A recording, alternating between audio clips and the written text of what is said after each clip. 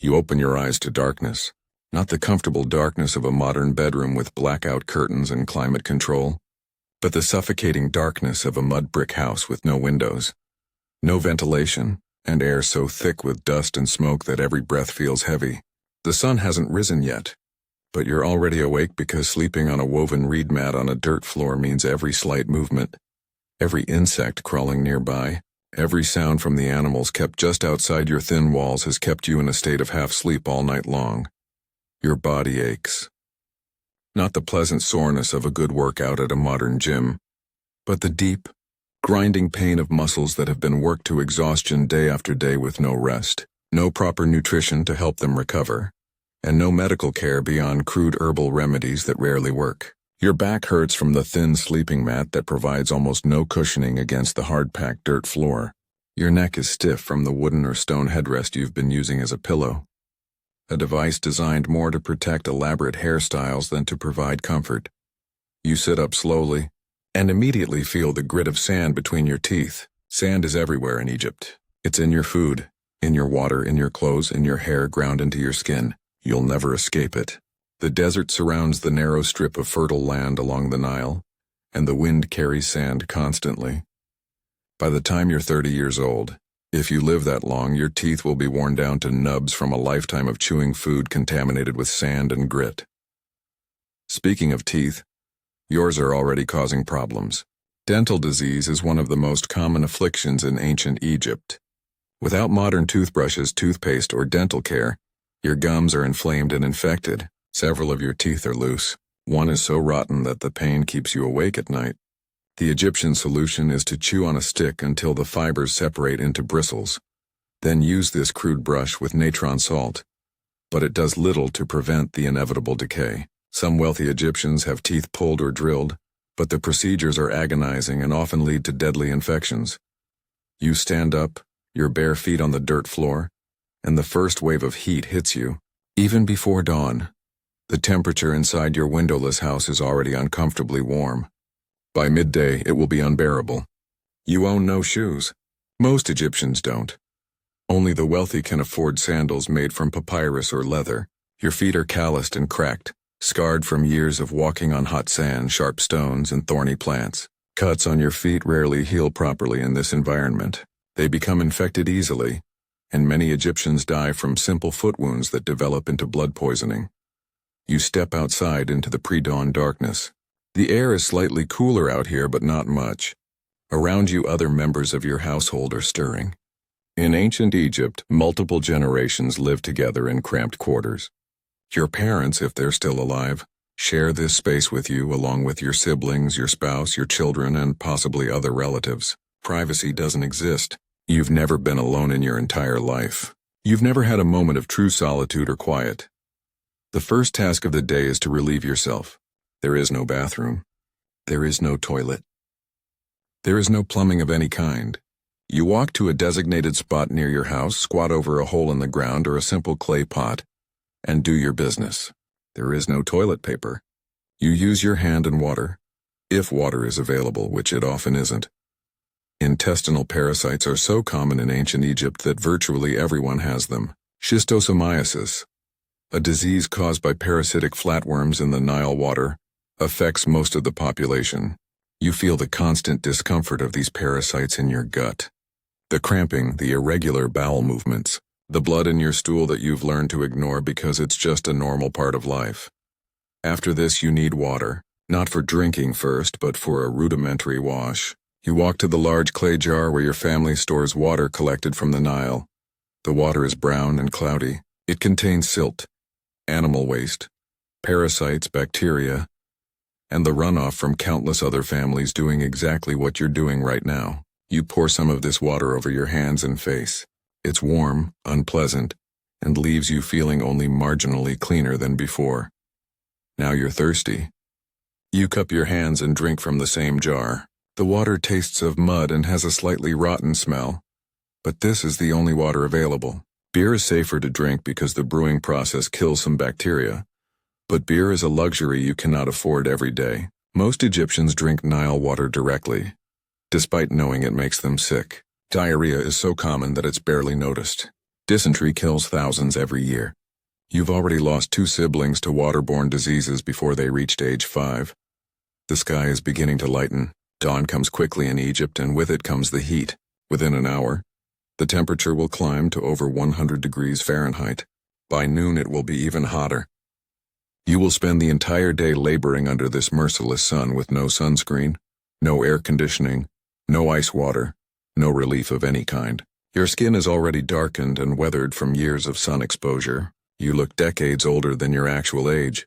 You realize you're hungry. Your stomach cramps with the familiar gnawing emptiness that is your constant companion. Your last meal was yesterday afternoon. A small portion of bread and onions. There is no breakfast waiting for you. In poor Egyptian households, people eat when food is available, which is not every day. During the months before harvest, food becomes scarce. Many families go days with only minimal rations. Children cry from hunger. The elderly simply stop eating so the younger ones can survive. Your house is beginning to fill with smoke. Your wife or mother has started the morning fire to bake bread if there is grain available. The fire is made inside the house because there is no proper kitchen, no chimney, no ventilation. The smoke fills the small space, stinging your eyes and making you cough. Respiratory diseases are epidemic in ancient Egypt, partly because of the constant inhalation of smoke and dust. You've had a chronic cough for years. Sometimes you cough up blood. You assume this is normal? The bread-making process is exhausting labor that takes hours. First, grain must be ground into flour using heavy stones. This is back-breaking work, usually done by women who kneel for hours, pushing the grinding stone back and forth, until the grain is reduced to a coarse flour filled with tiny stone fragments that will further wear down everyone's teeth. Then the flour must be mixed with water and formed into loaves. Then the loaves must be baked in a clay oven heated with dried dung and straw. If your family is fortunate enough to have grain today, you might eat later. If not, you'll work all day on an empty stomach. Malnutrition is universal among the poor.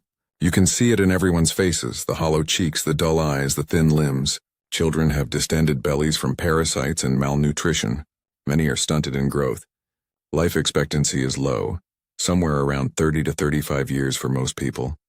Very few live to see their 50th year. You have no choice but to prepare for work. Work is not optional. If you don't work, you don't eat, and neither does your family. There are no days off, no weekends, no vacations, no sick leave. If you're too ill to work, you simply suffer without income until you're well enough to continue or until you die. There is no social safety net, no government assistance, no unemployment benefits. You work until your body gives out, and then you become a burden on your family until you die. The sun is rising now, and you can see the full extent of your surroundings. Your village is a cluster of mud brick houses, all identical, all cramped, all filled with suffering families just like yours. The streets are narrow, unpaved, filled with human and animal waste. Flies swarm everywhere. Disease spreads easily in these conditions. When plague strikes, entire families die within days. You've seen it happen many times. Around you, other people are emerging from their houses, all facing the same grim reality. Old men who look ancient but are probably only 40. Women aged prematurely by constant childbearing and hard labor. Children. So many children because families need many children to ensure that at least some survive to adulthood. Infant mortality is horrifically high. Half of all children die before age 5. You've attended more funerals for children than you can count. The animals are stirring too. Donkeys, goats, chickens, all living in close proximity to humans. Their waste mixes with human waste in the streets. The smell is overwhelming. A constant assault of excrement, rotting food, unwashed bodies, and death. You've become so accustomed to it that you barely notice anymore, but it's always there, coating the back of your throat, making everything taste slightly of decay. You look down at your clothes. You own one garment, a simple linen tunic that you wash occasionally in the Nile, when you have time, which is rare. It's stained, torn, and so worn that the fabric is nearly transparent in places. You've owned this same tunic for years. When it finally falls apart completely, you'll have to save for months to afford another one. Most Egyptians own very few possessions. Everything you own could fit in a single basket. Your hands are rough and covered in calluses and scars. Every day brings new injuries. Cuts, burns, bruises, strains. They heal slowly, if they heal at all. Many turn into chronic problems. Your left hand has two fingers that don't bend properly anymore, the result of an old injury that never healed correctly. Your right shoulder has a persistent pain that shoots down your arm whenever you lift anything heavy, which is constantly. Your knees ache. Your feet are a mass of blisters and sores. This is your normal physical state, and it will only get worse as you age. The sun is fully up now and the heat is already intense. You can feel it radiating off the mud brick walls, off the dirt ground, off your own skin. There is no escape from it. You will spend the next 12 hours or more working in this heat. Working until your vision blurs and your head pounds, and your mouth is so dry that your tongue sticks to the roof of your mouth. Heat exhaustion and heat stroke kill many Egyptians every year. But there is no choice. The work must be done. You think about the day ahead, the endless labor, the hunger, the thirst, the heat, the pain. And you think about the day after that and the day after that, stretching out before you in an unbroken chain of suffering until the day you finally die. Probably sooner rather than later. This is not a bad day. This is every day. This is your entire life. This is what it means to be an ordinary person in ancient Egypt. And your day has only just begun. The morning work begins and you quickly realize that the relative coolness of dawn was the best part of your day. Now the sun climbs higher, and the temperature rises with it. If you're a farmer, which most Egyptians are, you're heading to the fields. If you're a laborer, you're heading to a construction site. If you're a craftsman, you're heading to your workshop. Regardless of your occupation, you're heading into hours of exhausting physical labor with inadequate food, insufficient water, and no protection from the elements. Let's say you're a farmer. Your fields are strips of land along the Nile, land that you don't own. You work land that belongs to the temple, or to a wealthy landowner, or to the pharaoh himself. You are essentially a tenant farmer, and a large portion of everything you grow will be taken as taxes. The Egyptian tax system is brutal and unforgiving. Tax collectors come regularly, and they don't care if you've had a bad harvest or if your family is starving. The taxes must be paid. If you can't pay, you'll be beaten. If you still can't pay, you'll be forced into labor gangs or your family members will be taken as collateral. The work of farming in ancient Egypt is entirely manual. There are no tractors, no mechanical plows, no power tools of any kind. Everything is done by human muscle and simple wooden tools. You guide a plow pulled by oxen, if you're fortunate enough to have access to oxen. If not, you pull the plow yourself. Or you and several other men pull it together, bent over like animals, straining against the weight while someone else guides it. The plow is a simple wooden stake that scratches the surface of the soil. It doesn't cut deep furrows like modern plows. After plowing, you must break up the clods of earth by hand, using a wooden hoe, hour after hour under the burning sun. Then comes the seeding. You walk up and down the field, scattering seeds by hand. It's precise work that requires attention despite your exhaustion. Too many seeds in one spot means wasted seed and overcrowded plants.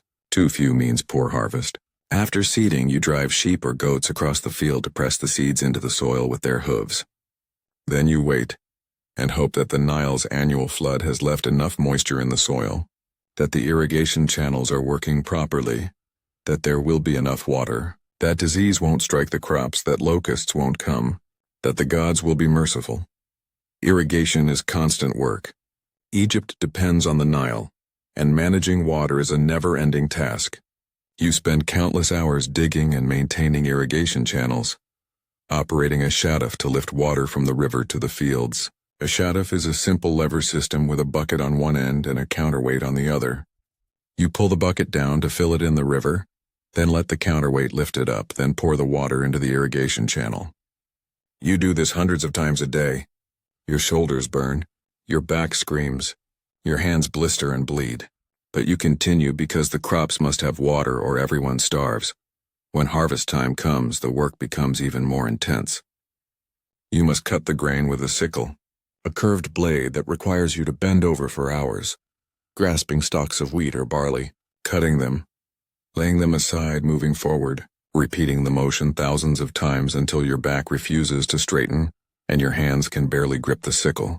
Then the grain must be gathered into bundles, loaded onto donkeys, transported to the threshing floor. There, oxen or donkeys are driven in circles to trample the grain and separate the kernels from the chaff. You work in clouds of dust and chaff that coat your skin, fill your lungs, stick to your sweat-soaked body. Then comes winnowing, tossing the grain into the air so the wind carries away the lighter chaff, while the heavier grain falls back down. More clouds of dust, more respiratory irritation, more hours in the sun. After winnowing, the grain must be measured and recorded by scribes. This is a terrifying moment because the scribes work for the tax collectors. They measure what you've grown, and based on that measurement, your taxes will be calculated. They're not generous. They assume you're hiding grain, so they often inflate the numbers. You watch helplessly as a scribe marks down figures that you know will leave your family hungry. If you're not a farmer, perhaps you're a construction worker. This might be worse. Egypt is constantly building temples, tombs, pyramids, monuments to gods and kings. These projects require massive amounts of labor. Sometimes you're conscripted, forced to leave your family and work on a royal project for months. You're fed barely enough to keep you working. The work is dangerous, exhausting, and deadly. Imagine quarrying stone. You're in a limestone quarry, surrounded by hundreds of other workers, all swinging heavy copper or bronze chisels against solid rock. The sound is deafening.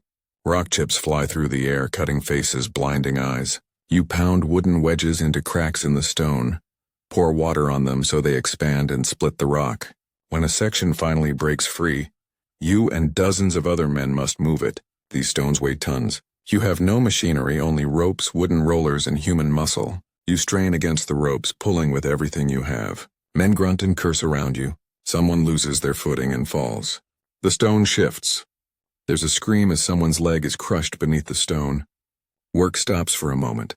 The injured man is dragged aside, his leg clearly broken, bone visible through torn flesh. There is no doctor. There is no hospital. His fellow workers will try to set the bone, but infection is almost certain. He'll probably die within a few weeks. Everyone knows this. Work resumes. The stone must be moved. One man's injury, one man's death doesn't stop the project. The stone must be transported, sometimes for miles. You pull it on wooden sledges, dozens of men pulling ropes while others pour water on the sand in front of the sledge to reduce friction. It's agonizing work. The ropes cut into your shoulders. Your feet slip in the sand. The sun beats down mercilessly. There's never enough water to drink. Guards oversee the work, carrying sticks that they use freely. If you slow down, you're beaten. If you fall, you're beaten. If you complain, you're beaten. There is no sympathy, no mercy, no consideration for human suffering. At the construction site, the work continues. Stones must be lifted into place using ramps and levers. You push and pull, coordinating with other workers, moving massive weights through cleverness and brute force. Accidents are common. Stones slip, ropes break. People are crushed, killed instantly, or left mangled and dying. The work continues. The dead are removed. New workers replace them. The monument grows slowly, built on the broken bodies of thousands. Perhaps you're a brickmaker instead. This might seem easier than moving stones, but it's its own kind of hell. You stand in a pit of mud from the Nile mixed with straw and sand. You mix this with your feet, stomping hour after hour, feeling the mud squelch between your toes, feeling the parasites that live in Nile water entering your body through the smallest cuts. Your feet develop sores. The sores become infected. You develop schistosomiasis, the parasitic disease that causes bloody urine, chronic pain, and eventually liver damage and death. But you need the work, so you continue. You pack the mud mixture into wooden molds, scrape off the excess, turn the mold over to release the brick onto the ground. You do this again and again, producing hundreds of bricks per day. The bricks must dry in the sun, then be stacked for transport. It's monotonous work that destroys your body slowly. Your back never stops aching. Your hands develop permanent cracks that never heal. The sun gives you constant headaches and ruins your skin. Or perhaps you're a craftsman, which sounds better. But craftsmen work long hours in cramped workshops with poor ventilation and dangerous materials. If you're a metal worker, you're exposed to toxic fumes from melting bronze or copper. If you're a potter, you breathe in clay dust all day that slowly destroys your lungs.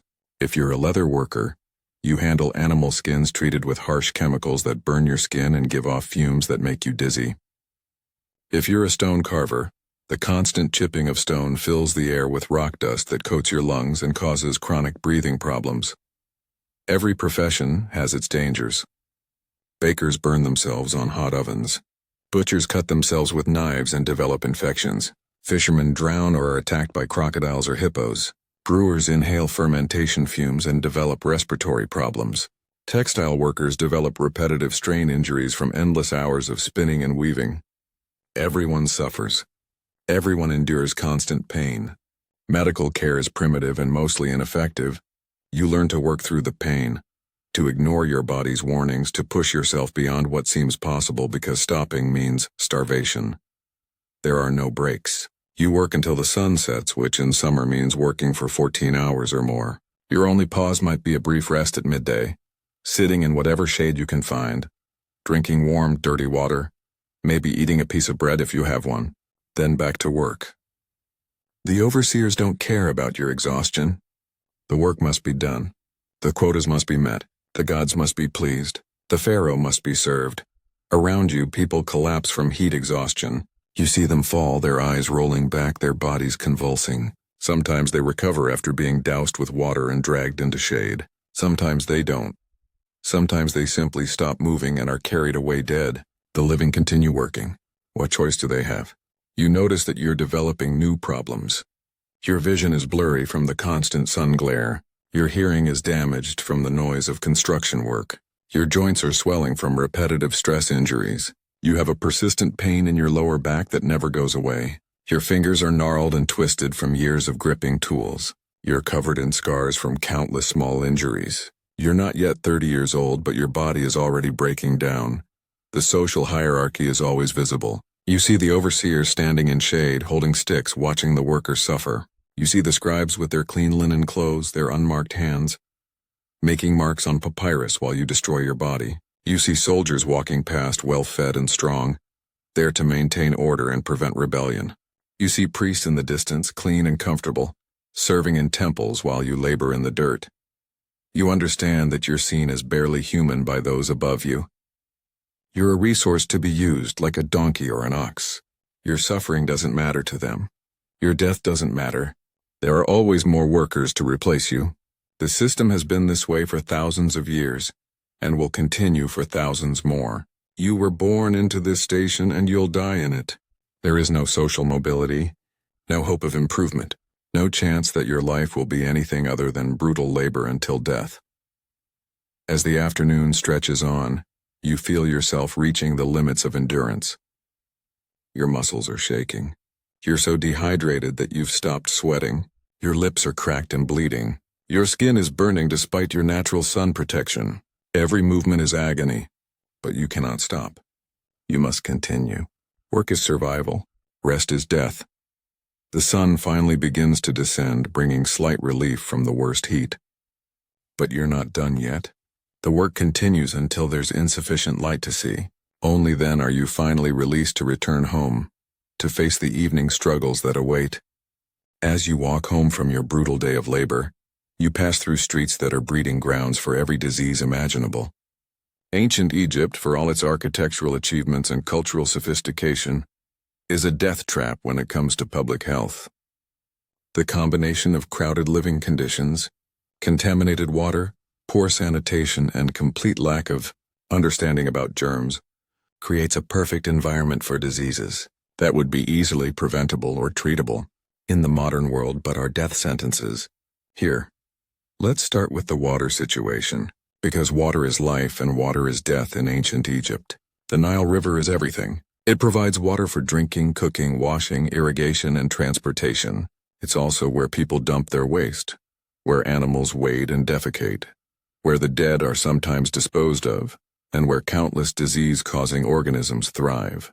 When you drink Nile water, which you must because there's no alternative, you're drinking a cocktail of bacteria, parasites, and other pathogens.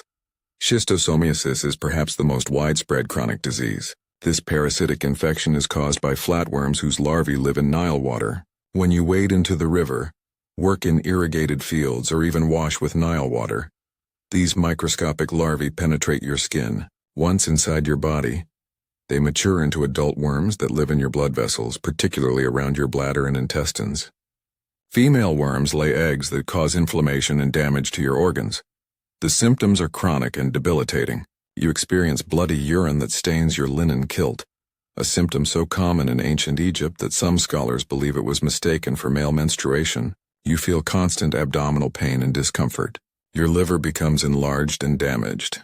Over years, the disease causes scarring of your bladder, kidney damage, and can lead to bladder cancer. Many Egyptians suffer from schistosomiasis for their entire lives, which are considerably shortened by the disease. There is no cure. Egyptian doctors have no understanding of parasites. They might prescribe herbal remedies or magical incantations, but these are completely ineffective. But schistosomiasis is far from the only parasite problem. Intestinal parasites are universal. Tapeworms, roundworms, hookworms, and numerous other parasitic worms infest the intestines of nearly every Egyptian. These parasites compete with you for nutrition, causing malnutrition even when you do manage to eat adequately. They cause abdominal pain, diarrhea, anemia, and general weakness. Children with heavy parasitic loads develop swollen bellies and fail to grow properly. Adults become chronically exhausted and sick. How do these parasites spread so easily? Through the complete absence of proper sanitation. There are no toilets, no sewage systems, no understanding of hygiene. People defecate in pots that are emptied into streets or into designated areas near their homes. In crowded urban areas, human waste accumulates. Flies land on the waste, then land on food. People with parasites have microscopic eggs on their hands after using the bathroom, and these eggs contaminate everything they touch. Food, water, surfaces, other people, everything becomes contaminated in a continuous cycle of infection and reinfection. Diarrheal diseases kill thousands, especially children. Cholera, dysentery, typhoid fever, and other waterborne diseases sweep through communities regularly.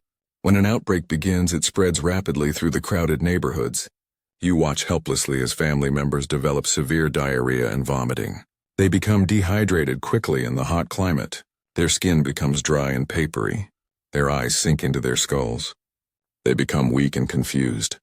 Many die within days. There is no rehydration therapy, no antibiotics, no IV fluids. Egyptian medicine can offer nothing effective. People die in agony, their bodies emptied of fluids, while their family members watch and wait to see who will be next. Malaria is another constant threat. Mosquitoes breed in the standing water of irrigation channels and in any containers of water left around homes. Anopheles mosquitoes carry the malaria parasite, and they bite relentlessly. You've had malaria multiple times. Each bout begins with chills so severe that your whole body shakes uncontrollably. Then comes fever so high that you become delirious. Unable to tell reality from hallucination, you sweat profusely, soaking your sleeping mat. Your head pounds with unbearable pain. Your muscles ache. The fever breaks only to return in cycles. If you survive, which many don't, you're left weak and susceptible to other infections. Repeated malaria infections damage your spleen and liver and leave you chronically anemic. Eye diseases are epidemic. Trachoma, a bacterial infection, affects most Egyptians at some point. It begins with itchy, irritated eyes. The inside of your eyelids become inflamed and develop small bumps. Over time, repeated infections cause scarring that makes your eyelids turn inward, forcing your eyelashes to scrape against your eyeball with every blink. This is agonizingly painful and eventually causes blindness. You see many blind people in your community, most blinded by trachoma. Egyptian doctors try to treat it by pulling out eyelashes or even surgically cutting the eyelid.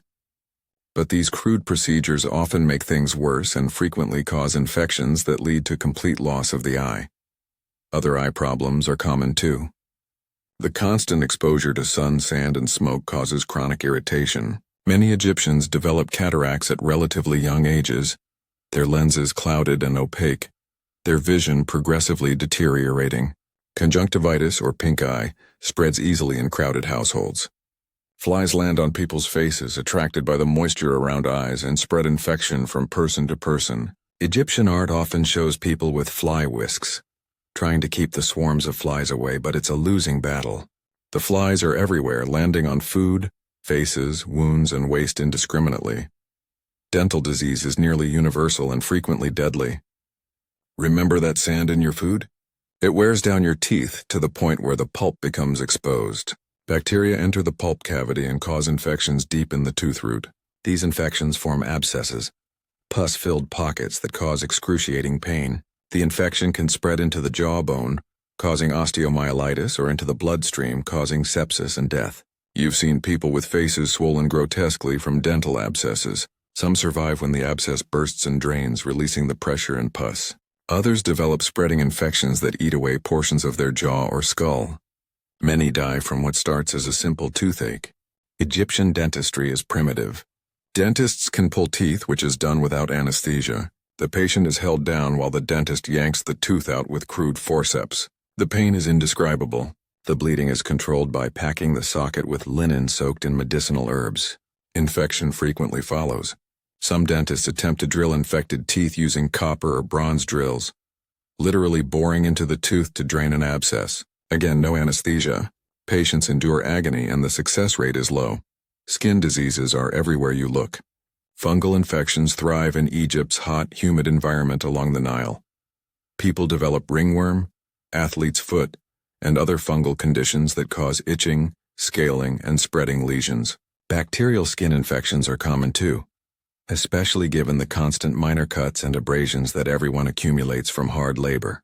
A simple scratch can become infected, developing into a spreading cellulitis that turns the skin red, hot, and swollen. Without antibiotics, such infections can lead to sepsis and death. Leprosy exists in ancient Egypt, though it's less common than other diseases. Those who develop leprosy are shunned and forced to live apart from others. The disease causes nerve damage, leading to injuries that go unfelt and become infected. Fingers and toes develop ulcers that eat away the tissue, causing the characteristic deformities associated with leprosy. Victims slowly lose pieces of their extremities while society turns away from them in fear and disgust. Tuberculosis is another killer. The bacteria spread easily in crowded homes where multiple people sleep in one small room with poor ventilation. You develop a chronic cough that produces bloody sputum. You lose weight steadily despite eating whatever food you can get. You develop night sweats that soak your sleeping mat. You feel constantly exhausted. The disease eats away at your lungs, creating cavities and destroying tissue. Some people survive for years with tuberculosis, slowly wasting away. Others die within months. There is no treatment. Egyptian medicine has nothing to offer. Injuries are commonplace and often disastrous. Working with sharp tools, heavy stones, dangerous animals, and in hazardous conditions guarantees frequent injuries. You've watched men lose fingers to infected cuts. You've seen construction workers fall from heights, their bones shattered, their internal organs ruptured. You've witnessed agricultural workers gored by oxen or trampled by cattle. In every case, the medical response is inadequate. Egyptian doctors do set broken bones, and they're sometimes successful with simple fractures. They align the bones, apply splints made from wood or reed, and wrap everything with linen bandages stiffened with mud or resin. If the fracture is simple and doesn't become infected, it might heal reasonably well, though probably crooked and with limited function. Complex fractures, however, are death sentences. Compound fractures where bone protrudes through skin almost always become infected. The infection spreads through the limb, turning tissue black and causing gangrene. The only treatment is amputation. Amputation is performed without anesthesia. The patient might be given alcohol or opium if the doctor has any, but often there's nothing for pain. The limb is held by strong men while the doctor saws through flesh and bone with a copper or bronze saw. The stump is cauterized with hot iron to stop the bleeding. The patient screams and sometimes dies from shock. Those who survive face a lifetime of disability in a world with no accommodation for the disabled. No prosthetics beyond crude wooden pegs. No social support systems. Many amputees simply die slowly from subsequent infections or from inability to work and earn food. Women face particular dangers related to childbirth. Pregnancy and childbirth are leading causes of death for women of reproductive age. Without modern obstetric care, complications that would be easily managed today are fatal. Prolonged labor that lasts days can end with both mother and baby dying of exhaustion. Hemorrhaging after delivery bleeds women to death before anyone can stop it. Retained placenta causes infection that kills within days. Eclampsia causes seizures and death. Breech births often mean both mother and child will die. Even if the delivery goes smoothly, postpartum infections are common. The lack of hygiene, the use of unwashed hands and instruments, the practice of having multiple people handling the mother and baby all spread bacteria. Puerperal fever, a uterine infection after childbirth, kills many new mothers. They develop high fever, foul-smelling discharge, and abdominal pain. Most die within a week. The baby, having lost its mother, often dies soon after from inability to feed properly. Infant and child mortality is staggering. Half of all children die before age 5. They die from diarrheal diseases, respiratory infections, malnutrition, malaria, and countless other causes. You've lost several children yourself. Each death is agonizing. Watching a child weaken and fade, unable to do anything to save them. You've held small bodies in your arms, felt them go cold, dug small graves in the desert sand. This is so common that in some ways you've learned not to become too attached to young children, because the odds of them dying are so high. The elderly suffer tremendously. Those few who manage to live into their 50s or 60s face multiple chronic health problems. Arthritis makes every movement painful. Failing vision makes them vulnerable to accidents. Hearing loss isolates them. Dental problems mean they can barely eat. They become thin and frail. Many develop dementia, forgetting who their family members are, becoming confused and agitated. There are no nursing homes, no elder care facilities. They stay with family who view them as burdens. When they become too difficult to manage, they're sometimes abandoned. Mental illness exists but is poorly understood. People who would today be diagnosed with schizophrenia, bipolar disorder, or severe depression are seen as possessed by demons or cursed by gods. Treatments involve magical spells, amulets, and sometimes beatings to drive out evil spirits. Those with obvious mental illness are sometimes tied up to prevent them from harming themselves or others. There's no therapy, no medication, no compassionate care. They suffer until they die, which is often by suicide when the torment becomes unbearable. And through all of this, Egyptian medicine offers more superstition than science. Yes, Egyptian doctors have some practical knowledge. They can set bones, stitch wounds, and prescribe herbal remedies that occasionally have real medicinal properties. But most of their treatments are based on magic and religion. Sick people are told their illness is punishment from gods or the result of curses. Treatment involves reciting spells, wearing amulets, making offerings to specific deities. When these don't work, which is almost always, the patient is told they didn't have enough faith or that the gods have other plans. You live in constant awareness of your mortality and the fragility of your health. Any day could bring an illness or injury that will kill you. Any cut could become infected. Any fever could be your last. Any meal could contain parasites that will cause chronic disease. Any sip of water could start a fatal infection. You've attended countless funerals and you know that your own funeral will come soon.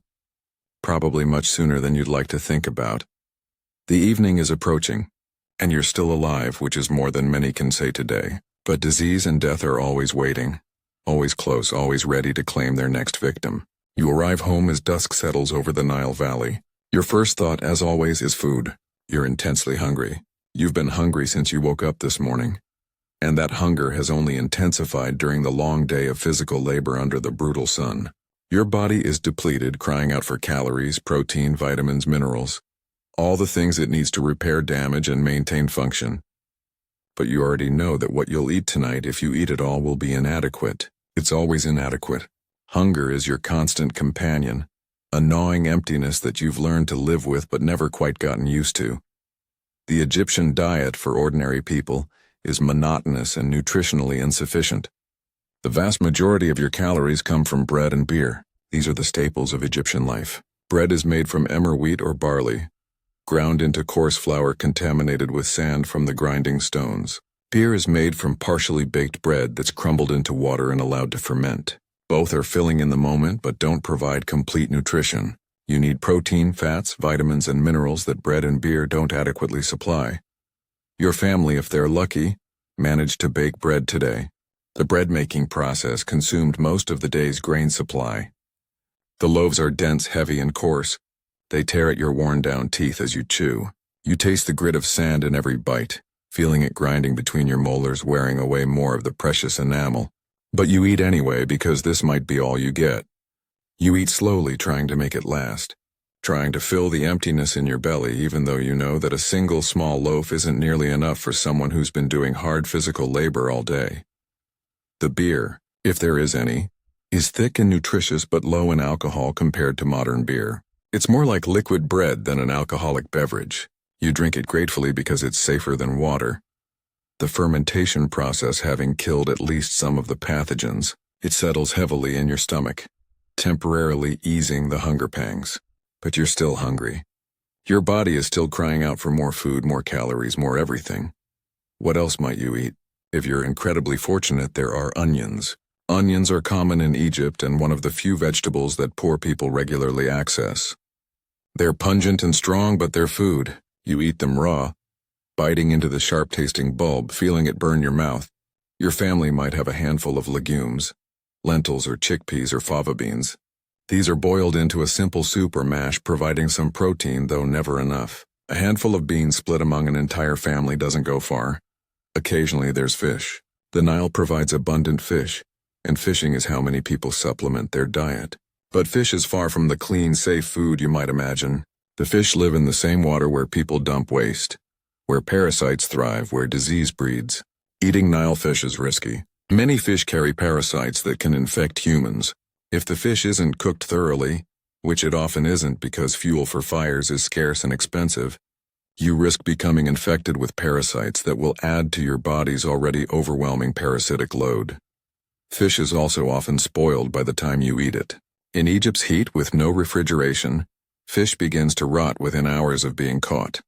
You learn to recognize the smell of fish that's starting to turn, but you eat it anyway because protein is too precious to waste. You suffer stomach cramps and diarrhea afterward, but this is normal. Everyone gets sick from eating slightly spoiled food. There's no alternative. You can't afford to throw food away. Meat is a luxury you rarely experience. Only during festivals or special occasions might you taste meat, and even then it's usually a tiny portion. Cattle, sheep, and goats are too valuable to slaughter regularly. They provide labor, milk, and other products that are worth more than their meat. Most animals are kept alive as long as possible. When they're finally slaughtered, often because they're old or injured, the meat is distributed according to social hierarchy. The wealthy get the best cuts. People like you might receive small scraps, bones to boil for broth, or organs that the wealthy don't want. If you do get meat, it's often already rotting. Meat spoils even faster than fish in Egypt's climate. Without refrigeration or effective preservation methods beyond drying and salting, which require resources you don't have, meat becomes dangerous quickly. You eat it anyway because your body craves the protein and fat. You accept the subsequent sickness as the price of nutrition. Dairy products are available sometimes. Milk is valuable but spoils quickly. It's often turned into cheese or yogurt, fermentation providing some preservation. But dairy products are often contaminated with bacteria. Many people develop gastrointestinal problems from drinking milk or eating cheese. You might be lactose intolerant, which many Egyptians are, making dairy consumption lead to painful bloating, cramps, and diarrhea. But hunger drives you to eat whatever's available regardless of how it makes you feel. Vegetables beyond onions are rare in your diet. Lettuce, cucumbers, and leeks grow in Egypt. But these fresh vegetables are expensive and usually reserved for the wealthy. You might occasionally have access to some vegetables, but they're not regular parts of your meals. This lack of fresh produce means you're deficient in numerous vitamins and minerals. You develop skin problems, weakened immunity, poor wound healing, and other consequences of nutritional deficiencies. Fruit is even more of a luxury. Dates, figs, and pomegranates grow in Egypt, but these are cash crops that are sold or given as taxes, rather than consumed by those who grow them. You might taste dates a few times a year during harvest season, when some of the fruit isn't quite perfect enough to sell. The sweetness is almost overwhelming, a reminder of flavors you rarely experience, but these moments are fleeting. Most of your life is spent eating the same monotonous bread, onions, and watery beer. Let's talk about the reality of seasonal food scarcity. Egypt's agricultural cycle means that food availability varies dramatically throughout the year. After harvest, there's relative abundance, though even then poor families don't eat well. But as the months pass and stored grain dwindles, families ration more severely. The months before the next harvest are called the season of shortage, and it's an apt name. This is when people go hungry, when children cry from empty bellies, when the elderly eat less so the young and working adults can have more. During shortage seasons, you might go days eating nothing but small amounts of bread, and perhaps some wild plants gathered from the desert edges. You learn which plants are edible, which ones fill your stomach even if they provide little nutrition, which ones help stave off the worst of the hunger. You eat shoots and leaves that are bitter and tough, plants that wealthier people would never consider food. Your body weakens. Your work performance declines. Your overseer beats you for working too slowly, but you simply don't have the energy to work harder. Famine is a recurring nightmare. When the Nile's annual flood is insufficient, crops fail. When the flood is too high, it destroys everything. When locusts come, they devour fields in hours. When blight strikes, grain rots in storage. Any of these events can trigger famine. You've lived through multiple famines. You've watched people slowly starve. You've seen children with distended bellies and stick-thin limbs too weak to even cry anymore. You've seen adults waste away to skeletal figures who eventually simply lie down and don't get up again. During famines, social order breaks down. People become desperate. Theft increases. Families beg on streets. Some resort to eating things that aren't really food: clay, tree bark, leather. There are whispered stories of cannibalism during the worst famines. Parents eating dead children, though no one admits to witnessing this directly. The government's grain reserves are supposed to help during famines, but these reserves are poorly managed and often inadequate. Distribution is corrupt. Those with connections get food. Those without starve. Even in normal times, malnutrition is universal among the poor. Your body is malnourished and it shows. You're shorter than you could have been with adequate childhood nutrition. Your muscles are underdeveloped despite constant physical labor. Your bones are weaker, breaking more easily. Your teeth are poor. Your hair is thin and brittle. Your skin is dry and dull. Your wounds heal slowly. Your immune system is compromised, making you susceptible to every disease. Children show the effects of malnutrition most starkly. They have swollen bellies from parasites and protein deficiency.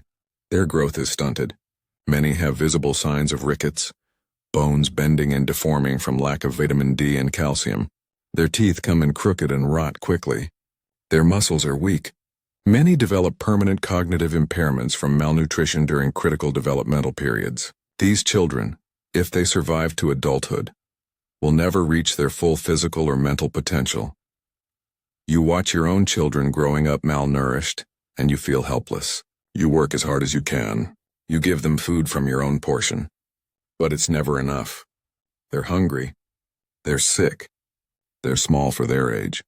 You know that if they survive childhood, they'll face the same life of hard labor and insufficient food that you do.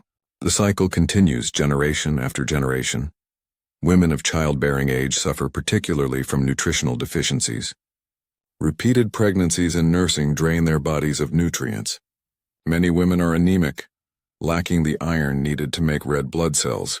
They're weak and pale, constantly exhausted beyond what even the hard labor explains. Some become so depleted that their bodies cannot sustain pregnancy, leading to miscarriages or stillbirths.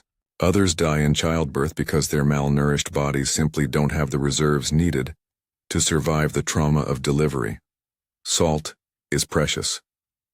Your body needs salt, especially in Egypt's climate where you sweat constantly and lose sodium rapidly. But salt is expensive. Much of Egypt's salt comes from Mediterranean coastal areas or from natron deposits, and transporting it inland adds to the cost. You never have as much salt as your body needs. This contributes to your constant fatigue and muscle weakness. You crave salt intensely. When you do get access to salt, you savor it, letting crystals dissolve on your tongue, feeling the satisfaction of this basic biological need being met. Cooking methods are limited by lack of fuel and equipment. Most cooking is done over small fires fueled by dried dung and straw. These fires produce heavy smoke but limited heat. Baking bread requires a specialized clay oven that can reach high temperatures. But other cooking is done in simple clay pots, set over open flames. Boiling is common because it's simple and kills some pathogens. Though you have no understanding of why boiling makes water safer, roasting is done rarely because it requires more fuel. Frying is almost unknown because oil is too expensive. Food storage is a constant challenge. Without refrigeration, preservation, or pest-proof containers, keeping food safe is nearly impossible. Grain is stored in jars or silos, but rats, mice, and insects inevitably get into it. You learn to pick weevils out of flour before making bread, though you inevitably eat some anyway. They're protein after all. Dried fish and meat hang from rafters, but flies lay eggs on them and maggots develop. You brush off the worst of the infestation and eat it anyway. Sharing food is both a necessity and a source of tension. In your extended family household, food must be distributed somehow. Tradition dictates that working adults eat first and eat more, then children, then the elderly. This makes sense from a survival perspective. Those who work need fuel, but it's agonizing to watch children and elderly parents go hungry. Arguments erupt over portions. Accusations of theft and hoarding create family conflicts. Food scarcity brings out both the best and worst in people. You think about the wealthy Egyptians you've occasionally glimpsed. Their lives are unimaginably different when it comes to food. They eat meat regularly. They have multiple courses at meals. They drink wine instead of beer. They have servants to cook elaborate dishes. They never feel the gnawing hunger that defines your existence. The disparity is enraging when you let yourself think about it, which you try not to do because that anger has nowhere productive to go. As you finish your meager evening meal, your stomach is still not full. It's never full. You've learned to ignore the constant hunger, to function despite it, to sleep despite the uncomfortable emptiness. Tomorrow you'll wake up hungry again. You'll work all day hungry. You'll go to bed hungry. This is your normal. This is everyone's normal. This is what it means to be poor in ancient Egypt, and you know that you're still luckier than some. At least tonight you had bread. At least you ate something. There are people in your village who didn't eat today at all. There are children crying themselves to sleep from hunger. This is just another day in ancient Egypt where food scarcity shapes every moment of existence. You exist at the bottom of a rigid social hierarchy that was established thousands of years before you were born, and will continue for thousands of years after you die. There is no social mobility in ancient Egypt. You were born into your station and you will die in it. Your children will occupy the same position. Their children will too. This is not a matter of bad luck or insufficient effort. This is the fundamental structure of Egyptian society, as unchangeable as the course of the Nile. At the very top of this hierarchy sits the pharaoh, who is not merely a king, but a living god. The pharaoh is the son of Ra, the physical manifestation of Horus on earth, the mediator between the human world and the divine realm. His word is absolute law. His will shapes reality. To even look directly at the pharaoh is a privilege granted only to the highest officials. You will never see the pharaoh. You will never be in the same room as the pharaoh. You will never speak to anyone who has spoken to the pharaoh. The divine ruler exists in a realm so far above you that he might as well be on another plane of existence. But you feel the pharaoh's presence constantly through the demands placed upon you. Everything you produce, everything you build, everything you create ultimately serves the pharaoh. The grain you grow feeds the pharaoh's workers, supports the pharaoh's building projects, fills the pharaoh's granaries. The taxes you pay fund the pharaoh's lifestyle, his palaces, his monuments, his afterlife preparations. You labor your entire life to support a god-king you will never meet, building a civilization whose benefits you will never enjoy. Below the pharaoh, but still impossibly far above you, are the nobles and high officials. These are the people who own the land you farm, who control the temples where you worship, who oversee the construction projects where you labor. They live in stone houses with multiple rooms, sleep on actual beds with cushions, eat meat regularly, wear fine linen garments, and own more possessions than you could accumulate in 10 lifetimes. Their children are educated by tutors. Their illnesses are treated by the best physicians. Their futures are secure and comfortable. You occasionally see these nobles being carried past in sedan chairs or riding in chariots. They're accompanied by servants holding parasols to shade them from the sun that burns your skin all day. They're clean, perfumed, adorned with jewelry. They look well-fed and healthy, their skin unmarked by the scars and injuries that cover your body. They don't look at you as they pass. To them, you're part of the landscape, as noteworthy as a donkey or a stone. The priests form another elite class.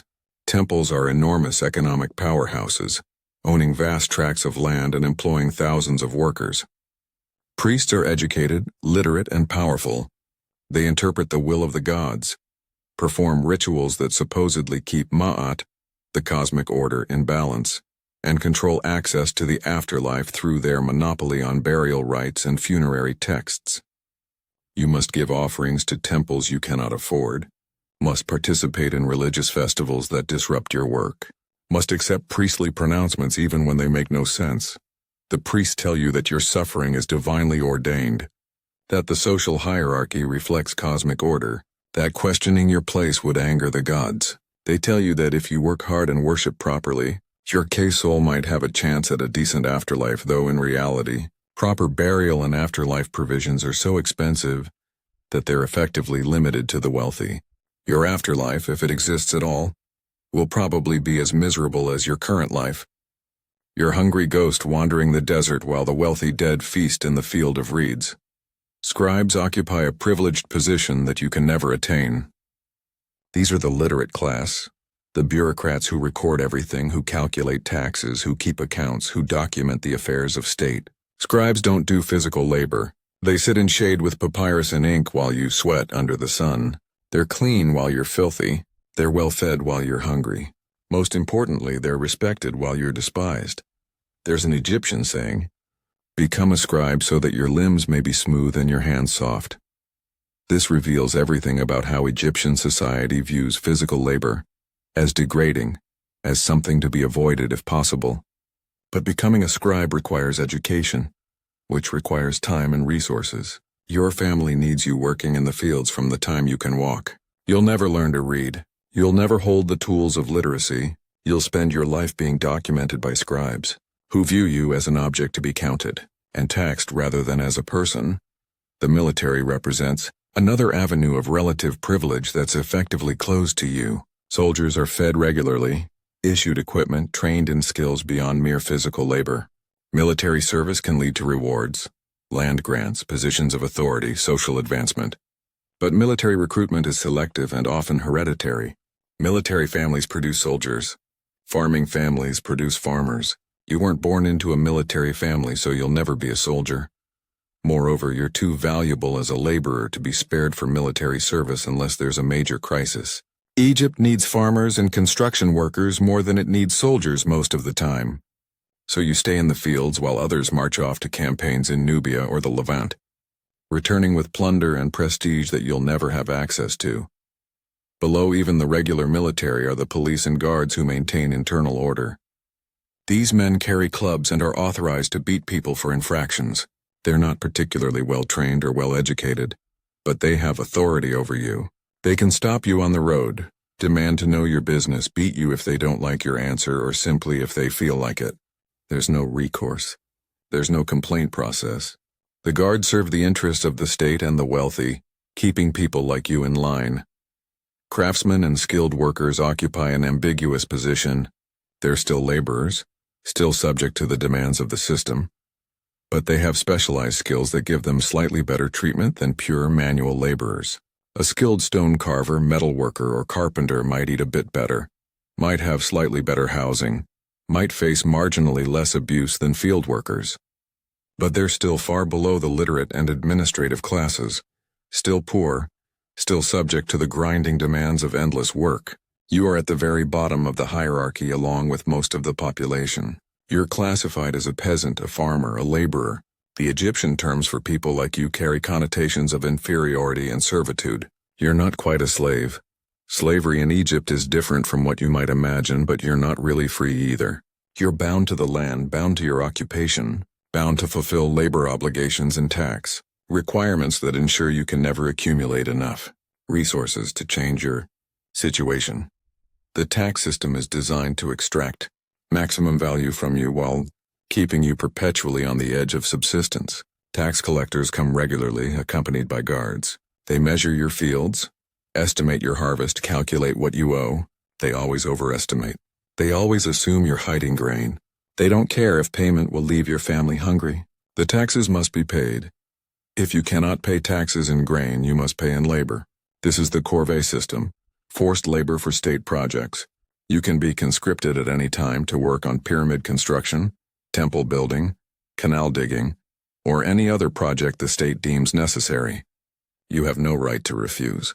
You must leave your family and fields to labor on projects that benefit the elite, while your own crops suffer from neglect. You're fed barely enough to keep working, housed in temporary camps with terrible conditions, and worked until you're physically broken. Beatings are routine. If you work too slowly, you're beaten. If you fail to meet quotas, you're beaten. If you complain, you're beaten. The stick is the primary tool of motivation in ancient Egypt. Overseers carry them constantly. Wall reliefs and artwork frequently depict workers being beaten, normalized to the point of being decorative motifs. The beatings leave scars on your back, permanent marks of your subordinate status. You have essentially no legal rights. There are courts in Egypt, but they exist primarily to settle disputes between property owners, to enforce contracts among the wealthy, to punish crimes against the state. For someone like you, justice is what your immediate superior decides it is. If a wealthy person wrongs you, there's no meaningful recourse. If a scribe cheats you, you cannot challenge him. If a guard beats you without cause, you simply accept it and move on. Property rights don't really exist for you. Everything you produce already belongs to someone else. The land belongs to the temple or the noble or the pharaoh. The crops you grow are already claimed through taxes. The house you live in can be demolished if the state needs the space. Your labor belongs to whoever currently has authority over you. You own essentially nothing. The few possessions you have, a simple tunic, a sleeping mat, a cooking pot, represent the entirety of your wealth. Marriage provides no escape from the hierarchy. You marry someone from your own class because that's the only option. Marriages are often arranged by families based on economic considerations. Which family has land access, which has useful connections, which can provide some small advantage. Love is not a significant factor. Marriage is an economic arrangement designed to pool resources and produce children who will continue the same life of labor. Women occupy an interesting position in Egyptian society. Egyptian women have more legal rights than women in many other ancient civilizations. They can own property, inherit, divorce, run businesses. But these rights are primarily meaningful for wealthy women. For a poor woman like your wife or daughter, legal rights are theoretical. They still face constant physical danger, sexual exploitation, the traumas of repeated childbirth and economic vulnerability. The legal equality that scholars sometimes praise about ancient Egypt is largely irrelevant to those at the bottom of the social structure. Children are economic assets. They provide labor as soon as they're capable, helping with farming, water carrying, animal tending, household tasks. Large families are necessary because child mortality is so high that you need many children to ensure some survive to care for you in old age. But large families also mean more mouths to feed, more bodies to clothe, more suffering to witness. Your children have no childhood as you might understand it. They work from the time they can walk. The concept of retirement doesn't exist. You work until your body fails completely. If you're fortunate enough to live into old age, you become dependent on your children, hoping they can spare enough resources to keep you alive. Many elderly people become burdens their families can barely support. Some are simply abandoned to die. There's no social safety net, no pension, no care for those who can no longer work. Your value is measured entirely by your productive capacity. Social mobility is theoretically possible but practically non-existent. The Egyptian ideology suggests that Ma'at, cosmic order and justice, allows for individuals to rise based on merit. In reality, this almost never happens. The few stories of social advancement typically involve someone being noticed by a high official for exceptional skill or beauty and being elevated as a personal dependent, not true social advancement, but rather transfer of servitude to a more comfortable master.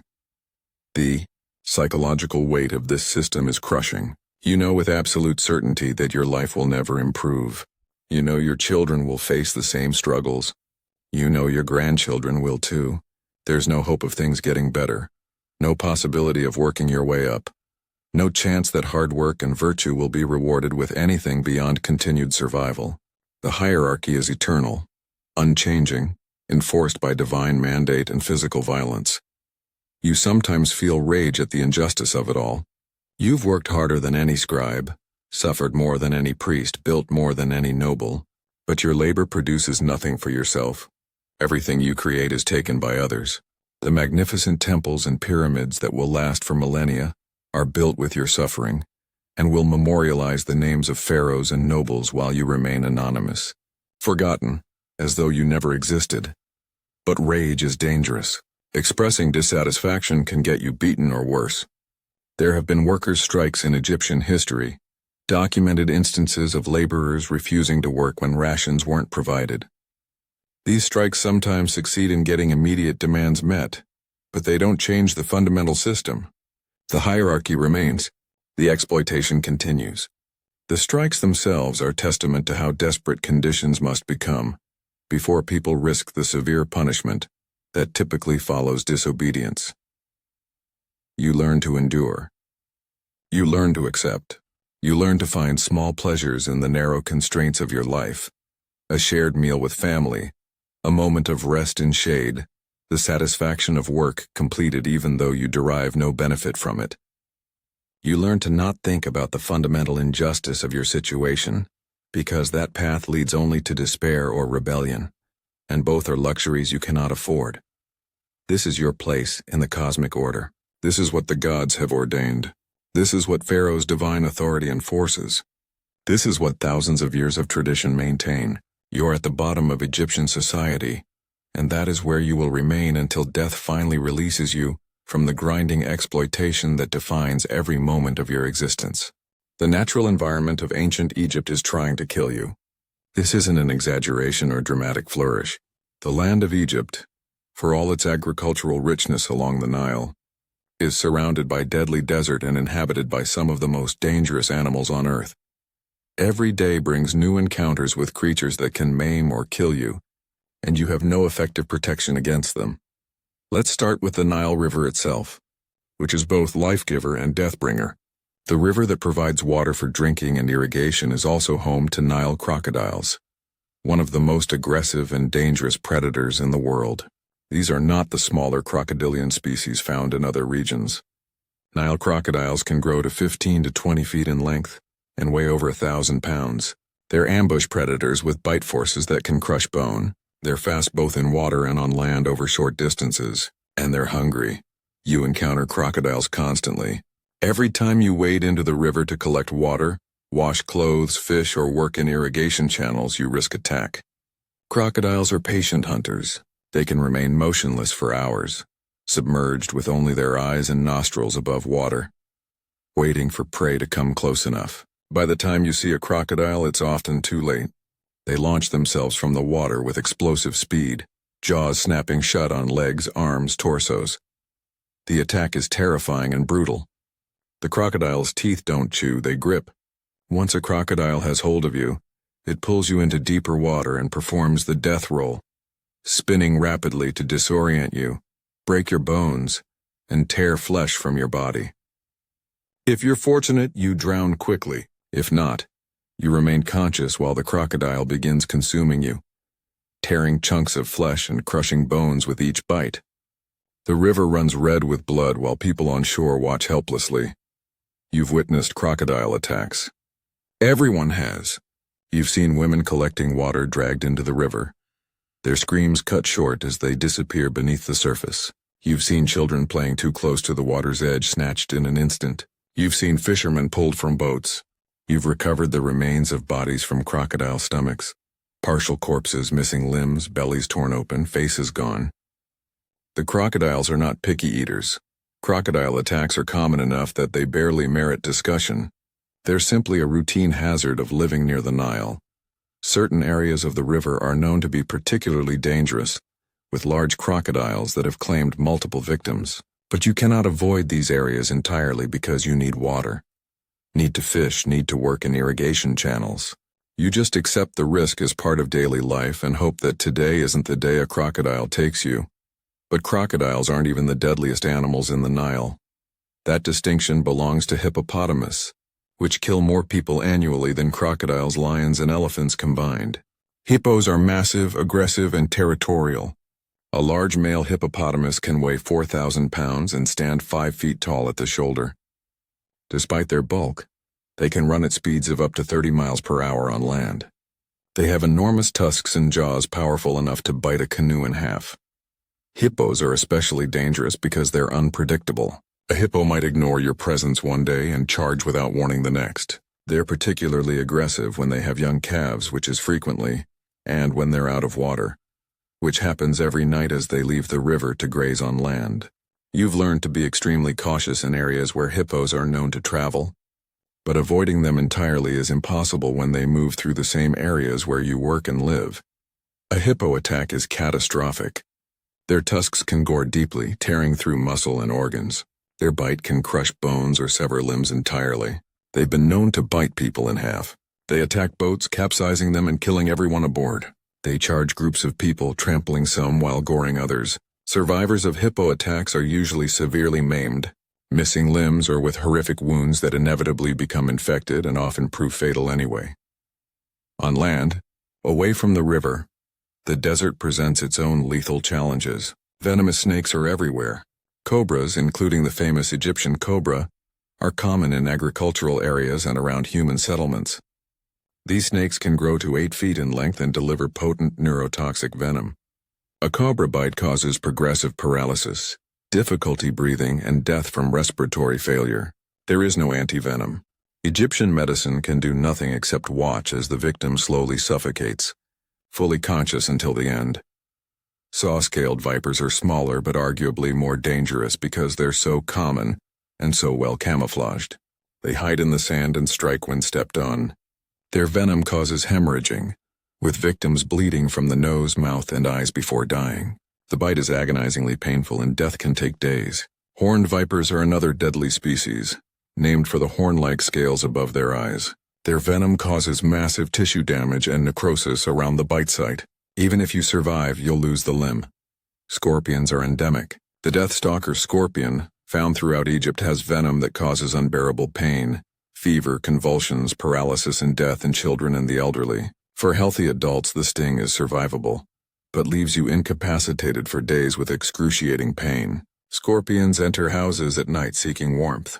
They hide in clothing, bedding, and sandals. You learn to shake out everything before use, but sometimes you forget, or the scorpion is hidden too well, and you feel the burning stab of the sting. Spiders include several venomous species. While most aren't deadly, their bites cause painful swelling and necrosis. In your already compromised physical state, even a non-fatal bite can become serious when the wound becomes infected. There's a constant low-level anxiety about what might be hidden in the corners of your house, in the wood you handle, in the grain you harvest. During certain seasons, locust swarms darken the sky. A single swarm can contain millions of insects and consume every plant in its path. When locusts arrive, they devour your crops in hours. You watch helplessly as months of work disappear, knowing that famine will follow. You try to drive them off with noise and smoke, but it's futile. The swarm is too large, too hungry. They eat everything green, leaving nothing but bare dirt. Then they fly on to devastate someone else's fields while your family faces starvation. Mosquitoes are constant tormentors, not just annoying, but deadly. They carry malaria, a disease that's killed more humans throughout history than any other cause except possibly tuberculosis. You've had malaria multiple times. The fever, chills, and weakness are familiar torments. Some strains of malaria cause cerebral complications leading to seizures, coma, and death. Children die from malaria regularly. There's no prevention, no effective treatment. You just endure and hope you're strong enough to survive another bout. Flies are everywhere in Egypt, and they're not merely annoying. They're vectors for numerous diseases. They land on excrement, then land on food, spreading pathogens that cause dysentery and other intestinal diseases. They lay eggs in wounds, producing maggots that eat living flesh. They cluster around eyes, spreading trachoma and other eye infections. The constant buzzing, crawling, disease-spreading presence of flies is so normal that you hardly notice it anymore. But they're slowly killing you and everyone around you. Larger predators exist, though they're less common near settled areas. Lions still inhabit parts of Egypt during this period, particularly in the delta region and desert fringes. A lion attack is almost always fatal. Leopards occasionally take livestock and sometimes humans, particularly children. Hyenas scavenge but also hunt, especially targeting vulnerable individuals like the elderly or injured. Wild boars are aggressive and dangerous when encountered. They charge when threatened, using their sharp tusks to gore anyone in their path. You give them wide berth when you encounter them. But sometimes an encounter is unavoidable and someone gets gored. The wounds become infected quickly, often proving fatal even if the initial injury isn't immediately deadly. Beyond animal threats, the environment itself is hostile. The desert that borders the Nile Valley is one of the harshest environments on Earth. It's impossibly hot during the day, dropping to freezing temperatures at night. There's no shade, no water, no food. If you become lost in the desert, which happens to travelers and workers who venture out for various reasons, death comes quickly from dehydration and heat exposure. Your body desiccates under the relentless sun. You hallucinate from heat stroke. You die alone and your mummified body might be found years later, preserved by the dry conditions. Sandstorms are terrifying events. The sky turns orange-brown as millions of tons of sand are lifted into the air by fierce winds. Visibility drops to zero. The sand gets into your eyes, nose, mouth, lungs. You cannot breathe without inhaling sand. The wind is strong enough to knock you over. People caught outside during severe sandstorms can be buried alive or suffocate from inhaling too much sand. Even sheltering indoors, the sand infiltrates through every crack, coating everything, making the air inside barely breathable. The heat itself is a constant danger. During summer, temperatures regularly exceed 100 degrees Fahrenheit and can reach 120 degrees or higher. You're working in this heat all day with inadequate water and no real protection. Heat exhaustion and heat stroke are common. The symptoms are progressive: weakness, dizziness, confusion, cessation of sweating, loss of consciousness. Once someone stops sweating in the heat, they're in critical danger. Without immediate cooling and hydration, which you cannot provide, they die. You've watched people die from heat, their skin burning hot, their breathing rapid and shallow, their minds gone before their bodies finally give out. The annual Nile flood, while essential for agriculture, is also dangerous. During inundation season, the river rises dramatically, sometimes flooding settlements. Houses built too close to the river are washed away. People are swept away by the current and drown. Sometimes the flood is too high, destroying everything. Sometimes it's too low, leading to crop failure and famine. The flood is unpredictable and you're at its mercy every year. Flash floods in the wadis, dry desert washes are deadly. During rare rain events, water rushes through these channels with incredible force, sweeping away anyone caught in them. You know the wadis are dangerous, but sometimes you need to cross them or shelter in them. And sometimes the rain comes faster than you can escape. The wall of water arrives with a roar, carrying rocks, debris, and the bodies of the unlucky. Diseases carried by animals add another layer of danger. Rabies is endemic in wild animals and in the semi-wild dogs that scavenge around settlements. A bite from a rabid animal means certain death after an agonizing illness. Anthrax can be contracted from handling infected animals or their hides. Various parasitic diseases are transmitted by insects and animals. Your environment is saturated with pathogens and parasites. You have no effective defenses against any of this. You carry no weapons adequate for stopping a charging hippo or crocodile. You have no armor against snake bites or scorpion stings. You have no shelter from sandstorms or floods. You have no medicine for the diseases that animals spread. You're soft, vulnerable, and constantly exposed to threats that can kill you in seconds or destroy you slowly through disease and injury. The Egyptians worship many of these dangerous animals as manifestations of gods. Sobek, the crocodile god. Sekhmet, the lioness goddess. This religious reverence doesn't protect you. The crocodile doesn't care that it's considered sacred when it drags you into the river. The lion doesn't spare you because it represents divine power. The religious framework that elevates these creatures serves mainly to prevent organized efforts to control their populations.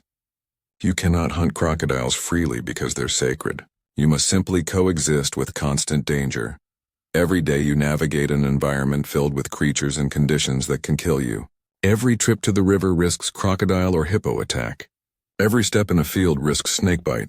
Every night brings scorpions into your home. Every summer brings unbearable heat.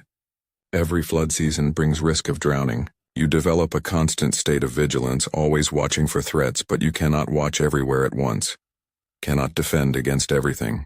It's only a matter of time before something gets you. Your children are especially vulnerable. They're smaller, weaker, less aware of dangers. They play too close to the river and are taken by crocodiles. They step on snakes because their eyes aren't practiced at spotting them. They develop severe malaria that their bodies cannot fight off. They wander too far and become lost in the desert. You try to protect them, try to teach them vigilance, but you cannot watch them every moment, and the environment is unforgiving of any lapse. This hostile environment shapes everything about how you live. You don't swim for pleasure because the river is too dangerous.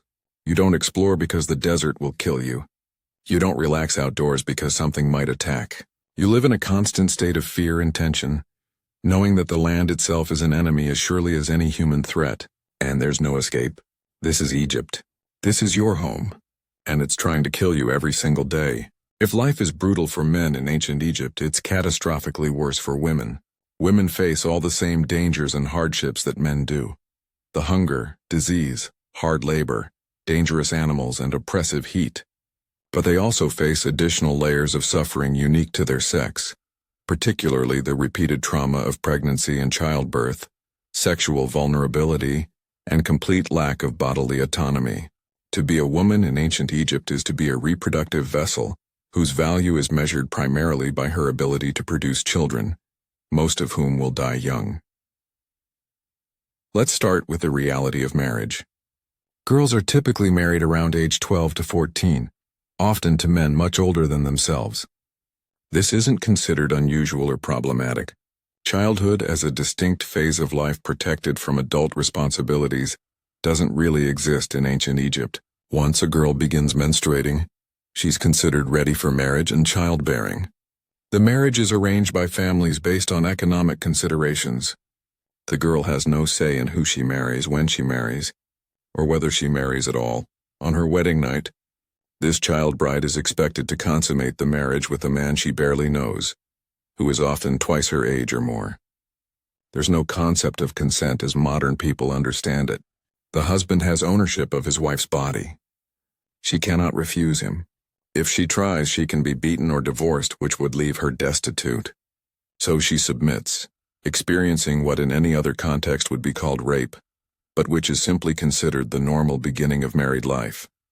Within months, she's pregnant. Her body isn't fully developed yet. She's still growing herself, and now she's expected to grow another human being. Pregnancy is hard on any woman, but it's especially dangerous for girls whose pelvises haven't finished developing. They face higher risks of obstructed labor, where the baby literally cannot fit through the birth canal.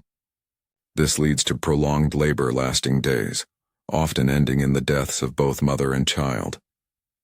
The pregnant girl continues working throughout her pregnancy. There's no maternity leave, no period of rest and preparation. She works in the fields, carries water, grinds grain, does all her usual labor while dealing with nausea, fatigue, back pain, and the physical stress of pregnancy. If she works too slowly or cannot complete her tasks, she's beaten the same as anyone else. Pregnancy is not an excuse for reduced productivity. Prenatal care doesn't exist. There are no vitamins, no nutritional supplements, no monitoring of the pregnancy's progress. Egyptian doctors have limited understanding of pregnancy and can offer little useful intervention when problems arise. The pregnant woman continues eating the same inadequate diet, which is now supposed to nourish two people. Malnutrition during pregnancy leads to low birth weight babies, developmental problems, and increased risk of complications during delivery. When labor begins, the woman is attended by midwives if she's fortunate, or just by female relatives if not. Birth takes place at home, often in a squatting position. There's no pain relief beyond perhaps some herbs that have minimal effect. The woman endures hours or days of excruciating contractions. If labor goes normally, she eventually delivers the baby in a gush of blood and fluid. If labor doesn't go normally, things become nightmarish quickly. Obstructed labor, where the baby cannot pass through the birth canal, is a death sentence. The baby becomes stuck. Contractions continue but achieve nothing. The woman's tissues tear and bruise. Days can pass like this. Eventually, either the baby dies from lack of oxygen and trauma, or the mother dies from exhaustion and internal injuries, or both die. Sometimes the baby's dead body begins to rot inside the mother. leading to massive infection that kills her in agony. There's nothing that can be done.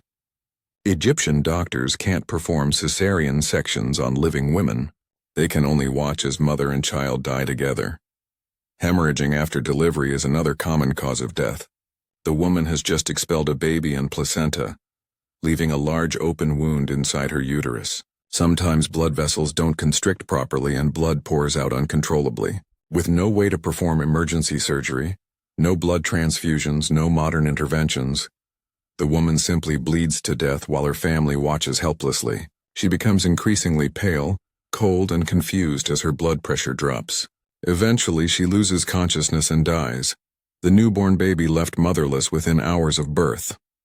Puerperal fever, infection of the uterus after childbirth, kills thousands of new mothers. The lack of hygiene during birth, the hands of midwives who haven't washed, the contaminated environment all introduce bacteria into the raw wound inside the uterus. Within days, the new mother develops a fever. She has foul-smelling discharge. Her abdomen becomes tender and swollen. She becomes delirious with fever. There's no antibiotics, no effective treatment.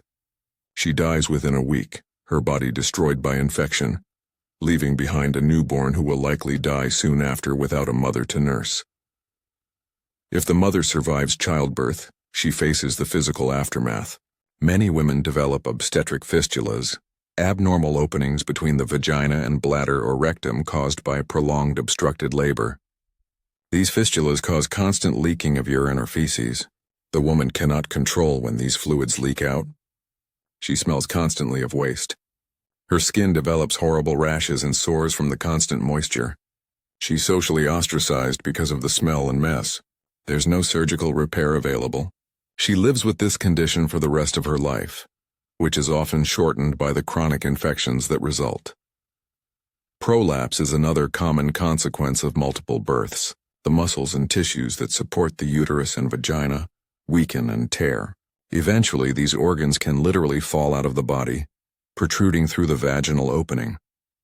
This is agonizingly painful, makes urination and defecation difficult, and creates constant risk of infection. Again, there's no effective treatment. The woman must somehow continue living and working while her internal organs hang outside her body. But surviving one pregnancy doesn't mean the ordeal is over. Most women will be pregnant again within a year or two. And then again, and again. Women in ancient Egypt averaged 6 to 8 pregnancies during their reproductive years. Each pregnancy carries the same risks. Each birth is another opportunity for fatal hemorrhaging, obstructed labor, infection. The cumulative physical toll of repeated pregnancies is devastating. Women's bodies are destroyed by constant childbearing.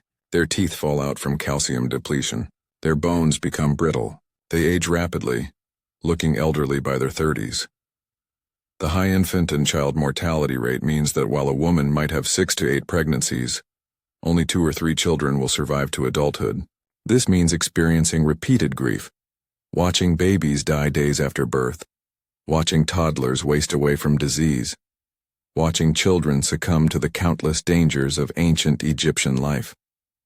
The emotional toll is crushing, but there's no time to properly grieve. The next pregnancy is already beginning. Life must continue. Breastfeeding provides some natural contraceptive effect, but it's not reliable. Women find themselves pregnant while still nursing the previous child, their bodies trying to sustain both a nursing infant and a developing fetus on a diet that can barely sustain themselves. Both children suffer from inadequate nutrition. The older child is weaned early, often struggling to digest the adult food they're switched to, while the developing fetus gets whatever meager resources remain. Sexual assault is a constant threat for women and girls. There's no meaningful legal protection against rape. If a woman is raped by someone of higher social status, she has no recourse. The powerful can assault women with impunity. Even rape by social equals is difficult to prosecute. The woman must somehow prove what happened, overcome suspicions that she consented or invited the attack, and convince authorities to take action. Most women never report rapes because doing so often brings more trouble than seeking justice. Domestic violence is commonplace and accepted. Husbands beat their wives routinely. Egyptian law allows husbands to physically discipline their wives. As long as the beating doesn't cause permanent injury or death, it's considered a private family matter. Women who are beaten have nowhere to turn for help. If they run to their birth families, they're often sent back to their husbands. If they try to leave their marriages, they become destitute. Society views wife beating as normal, even necessary for maintaining proper order in the household. Women have almost no control over their own fertility. They want to prevent pregnancy. Their bodies are already destroyed by previous births, they're barely surviving, they cannot feed more children. But effective contraception doesn't exist. Egyptian texts describe various contraceptive methods involving mixtures of crocodile dung, honey, and herbs inserted into the vagina. These don't work. Other methods include amulets and spells, which obviously also don't work. Women pray desperately to goddesses associated with childbirth, begging for fertility when they desperately want children, begging for prevention when they cannot survive another pregnancy. Their prayers go unanswered. Abortion is attempted sometimes using herbal concoctions or physical methods like jumping from heights or having the abdomen beaten. These methods often fail to terminate the pregnancy while causing serious injury to the woman. Sometimes they work but cause hemorrhaging or infection that kills the woman along with the fetus. Abortion is dangerous and unreliable, but desperate women try it anyway because another pregnancy means certain death. Young girls watch their mothers suffer through these repeated cycles of pregnancy, birth, and death. They watch their mothers' bodies break down. They watch their baby siblings die. They know the same fate awaits them. When they reach puberty and are married off, they know exactly what horrors lie ahead. There's no escape. This is what being female means in ancient Egypt. Wealthy women have it marginally better. They're better fed, have access to the best midwives, can rest during pregnancy. But they still die in childbirth regularly. They still face the physical toll of repeated pregnancies. Even royal women with all the resources of the Egyptian state at their disposal die from childbirth complications. Being wealthy reduces the risk but doesn't eliminate it. Being female is dangerous regardless of social status. Now let's talk about children, those who survive birth and infancy. Childhood in ancient Egypt is not a time of play, education, and protection. It's a time of work, danger, and high mortality. Children are expected to contribute to family labor from the time they can walk. A 3-year-old helps with simple tasks, carrying water in small containers, watching younger siblings feeding animals. By age 5 or 6, children are doing real work, helping in fields, spinning thread, learning craft skills. By age 10, they're working nearly as hard as adults, their bodies pushed beyond what they can safely handle. Education is limited to the wealthy. Poor children never learn to read or write. They learn whatever trade skills their parents have through observation and practice. A farmer's child learns farming. A potter's child learns pottery. There's no opportunity to pursue different paths. No chance to develop talents that don't fit the family occupation. The child's future is determined at birth by their parents' social position.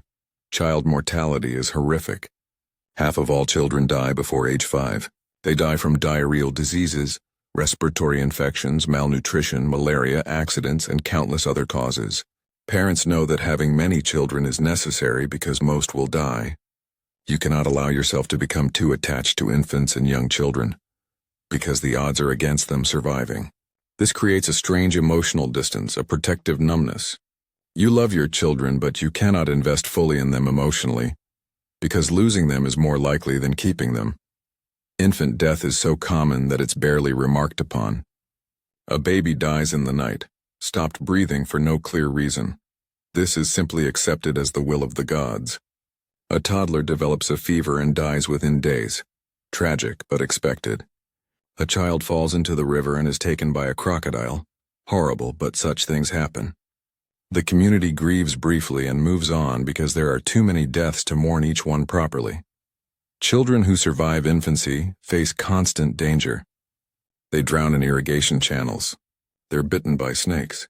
They eat poisonous plants. They wander into the desert and die of thirst. They fall from roofs. They're trampled by animals. They die from infections and minor cuts that become gangrenous. The environment is hostile and children are vulnerable. Supervision is minimal because parents are working constantly. Older children watch younger ones, but children watching children leads to more accidents. Malnutrition affects virtually all poor children. They have distended bellies from parasites and protein deficiency. Their growth is stunted. They're shorter and lighter than they should be. Their bones don't develop properly, leading to deformities like bowed legs from rickets. Their teeth come in crooked and rot quickly. Their hair is thin and brittle. They're constantly sick because their immune systems are compromised. They lack the energy to play or learn because their bodies don't have enough fuel. Child labor is intensive and dangerous. Children work in fields where they're exposed to the same brutal heat that kills adults. They work in workshops where they're exposed to dangerous tools and toxic materials. They work at construction sites where they can be crushed by falling stones. They work with animals that can kick or gore them. There are no safety regulations, no protections specific to children. They're simply small workers who are beaten when they don't work hard enough. Sexual abuse of children occurs but is rarely discussed or prosecuted. Children are vulnerable to adults who have power over them. Boys and girls both face sexual exploitation. The trauma compounds all the other difficulties of their lives. There's no therapy, no support systems, no way to process or heal from such violations. Children simply endure and carry the damage into their own troubled adulthoods. Orphans face particularly desperate circumstances. With no parents to feed or protect them, orphaned children often die quickly. Some are taken in by extended family, where they're treated as unpaid servants. Some become street children, begging and stealing to survive. Many don't survive. Society has no organized orphanages or foster systems. Parentless children are on their own, and most die young. This is the reality of being female or being a child in ancient Egypt.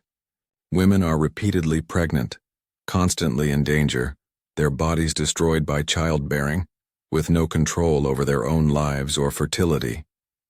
Children are workers from the earliest age, malnourished and diseased, with a coin-flip chance of surviving to adulthood. The family structure that seems so important in Egyptian art and ideology is actually a survival mechanism in a society that destroys the most vulnerable at appalling rates. This is your family. These are your children, and you can do almost nothing to protect them from the grinding brutality of life in ancient Egypt. Religion in ancient Egypt is not a source of comfort or spiritual fulfillment. It's a system of fear, obligation, and exploitation that adds yet another layer of suffering to your already miserable existence. The gods are everywhere, watching, judging, making impossible demands, and they're always angry. You live in constant fear of divine punishment, while priests use this fear to extract resources you cannot afford to give. The afterlife, supposedly a reward for the righteous, is effectively reserved for the wealthy, while you face eternal hunger and thirst in the afterworld, just as you face it in this life. The Egyptian pantheon contains hundreds of deities, each with specific domains, personalities, and requirements. You're expected to know which god controls what, which god needs to be appeased for which purpose, which god might be angered by which action. The complexity is overwhelming. Ra, the sun god, is the supreme deity, but he has countless aspects and associated deities. Osiris rules the underworld and judges the dead. Isis is the mother goddess. Set is chaos and violence. Horus is kingship. Anubis handles mummification. Thoth is wisdom and writing. And these are just the major gods. Every town has local deities.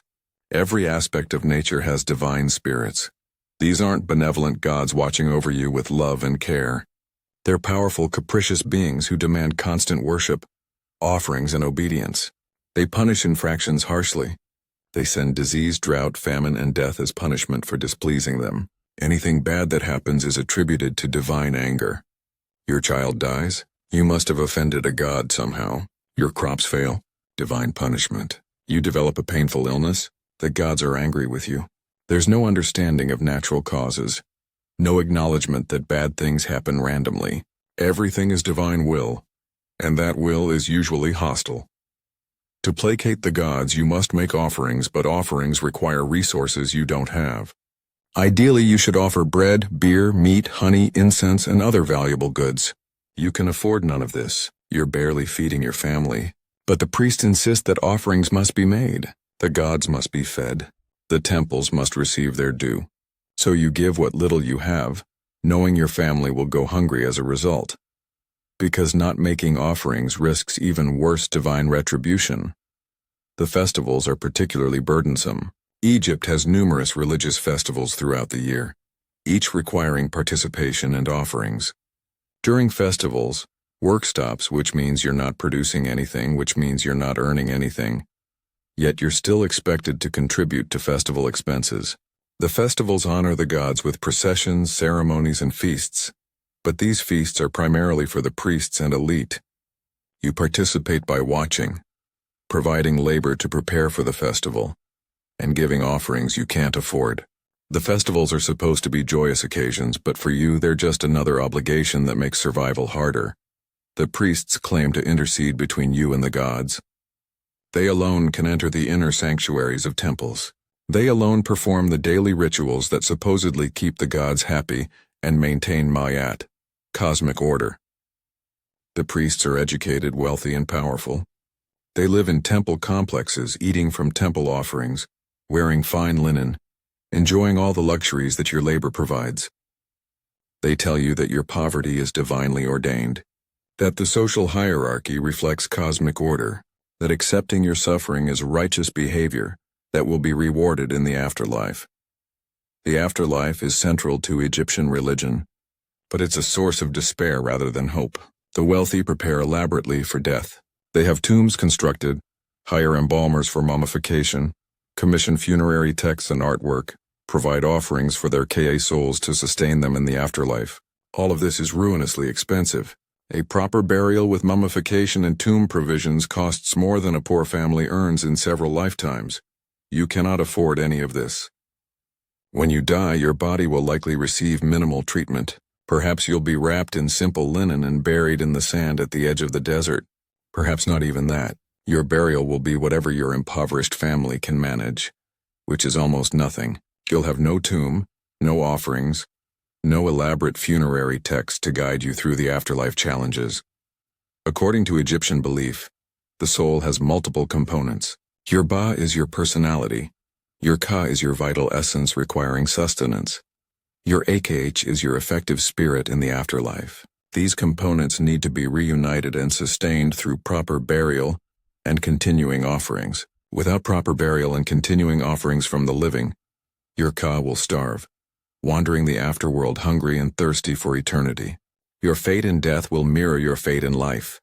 Endless hunger, endless suffering, endless need. The journey through the afterlife, as described in funerary texts like the Book of the Dead, is perilous. The dead must navigate through various regions filled with demons and dangerous beings. They must know specific spells and passwords to pass through gates. They must have amulets and tools to protect themselves. They must reach the Hall of Mayat, where Osiris judges them by weighing their heart against the feather of truth. If their heart is heavier than the feather, weighed down by sin, it's devoured by Amit, a monster that's part crocodile, part lion, part hippo, and the person ceases to exist entirely. All of this requires knowledge that's recorded in expensive funerary texts you cannot afford. The spells, passwords, and instructions are written on papyri or tomb walls. Without these texts, you'll be lost in the afterworld, unable to navigate the dangers, unable to reach judgment, unable to enter the field of reeds where the blessed dead live in eternal contentment. The afterlife that's presented as universal hope is actually restricted to those who can afford the price of admission. The priests tell you that living righteously will earn you a good afterlife, but righteous living includes making offerings you can't afford, participating in religious activities that take time from work you need to do to survive, and accepting your subordinate social position without complaint. The deck is stacked against you. You're expected to be pious and generous while starving. You're expected to honor the gods who allow you to suffer. You're expected to be grateful for a life of misery because it's supposedly part of divine order. Magic and curse beliefs add another dimension of fear. Egyptians believe that words and images have power. A curse properly pronounced can cause real harm. An image of a person can be used to attack them magically. You fear that someone might curse you out of jealousy or spite.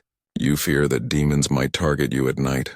You fear that angry ghosts of the improperly buried might haunt you. These aren't just superstitions you don't really believe in. In your worldview, these magical threats are absolutely real. Protection requires amulets and magical spells, which cost money. Hiring a priest or magician to create a protective amulet or pronounce defensive spells requires payment. You want protection from the evil eye, From curses from demons, but you cannot afford it. You make crude amulets from whatever materials you can scavenge, muttering prayers you half remember, hoping this will be sufficient. It probably won't be, and you know it, and the knowledge adds to your constant anxiety. Dreams are considered messages from gods and the dead. When you dream, which is rare because you're usually too exhausted to remember dreams, you worry about what the dream means. Is it a warning? A prophecy? A curse? Professional dream interpreters exist who can supposedly decode dream messages, but their services cost money. So you're left to interpret your own dreams, never sure if you're understanding the divine messages correctly, worried that misinterpreting a warning dream might lead to disaster.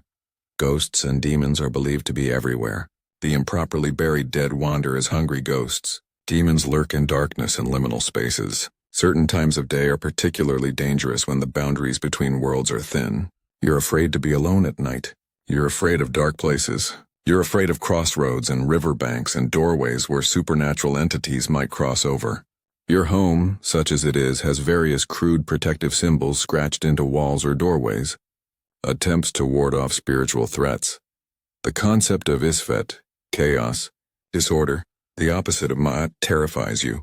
The Egyptians believed that the cosmos is constantly threatened by Isfet, that the forces of chaos are always trying to unmake creation and return everything to the primordial void. The sun god Ra battles the chaos serpent Apophis every night. If Ra loses, if order fails, everything will be destroyed. Your daily suffering is supposedly necessary to maintain Ma'at and prevent Isfet from overwhelming the world. Your acceptance of hierarchy, your offerings to gods, your obedience to authority, all of this supposedly helps keep cosmic order intact. This belief system gives theological justification to your oppression. You're told that your suffering serves a cosmic purpose, that your poverty maintains universal order, that rebelling against your circumstances would threaten the very structure of reality. It's an incredibly effective tool of social control. The priests and rulers convince you that your misery is not just acceptable but necessary, not just unfortunate, but sacred. Specific gods are associated with specific threats. Sekhmet, the lioness goddess, brings plague and disease. You fear her wrath. Selket, the scorpion goddess, controls venomous creatures. You pray she'll protect you from scorpion stings even though she probably won't. Set, god of chaos and violence, might strike at any time. Sobek, the crocodile god, is worshipped in the hope that he'll protect from crocodile attacks, though crocodiles keep eating people regardless. There are gods of childbirth that women pray to desperately, knowing that childbirth might kill them. Taweret, the hippo goddess, is supposed to protect pregnant women and newborns. Bes, the dwarf god, wards off evil from households. Women wear amulets of these deities, recite prayers and spells, make offerings they can't afford, all hoping for protection that usually doesn't come. The gods are invoked constantly but seem to do very little. The calendar is filled with lucky and unlucky days determined by mythological events and divine moods. Certain days are entirely unlucky. Nothing good should be begun on these days, and you should stay home if possible. Other days are partially unlucky in the morning but lucky in the afternoon, or vice versa. You're supposed to consult priestly calendars to know which days are safe for which activities, but access to these calendars costs money, and you often can't afford it.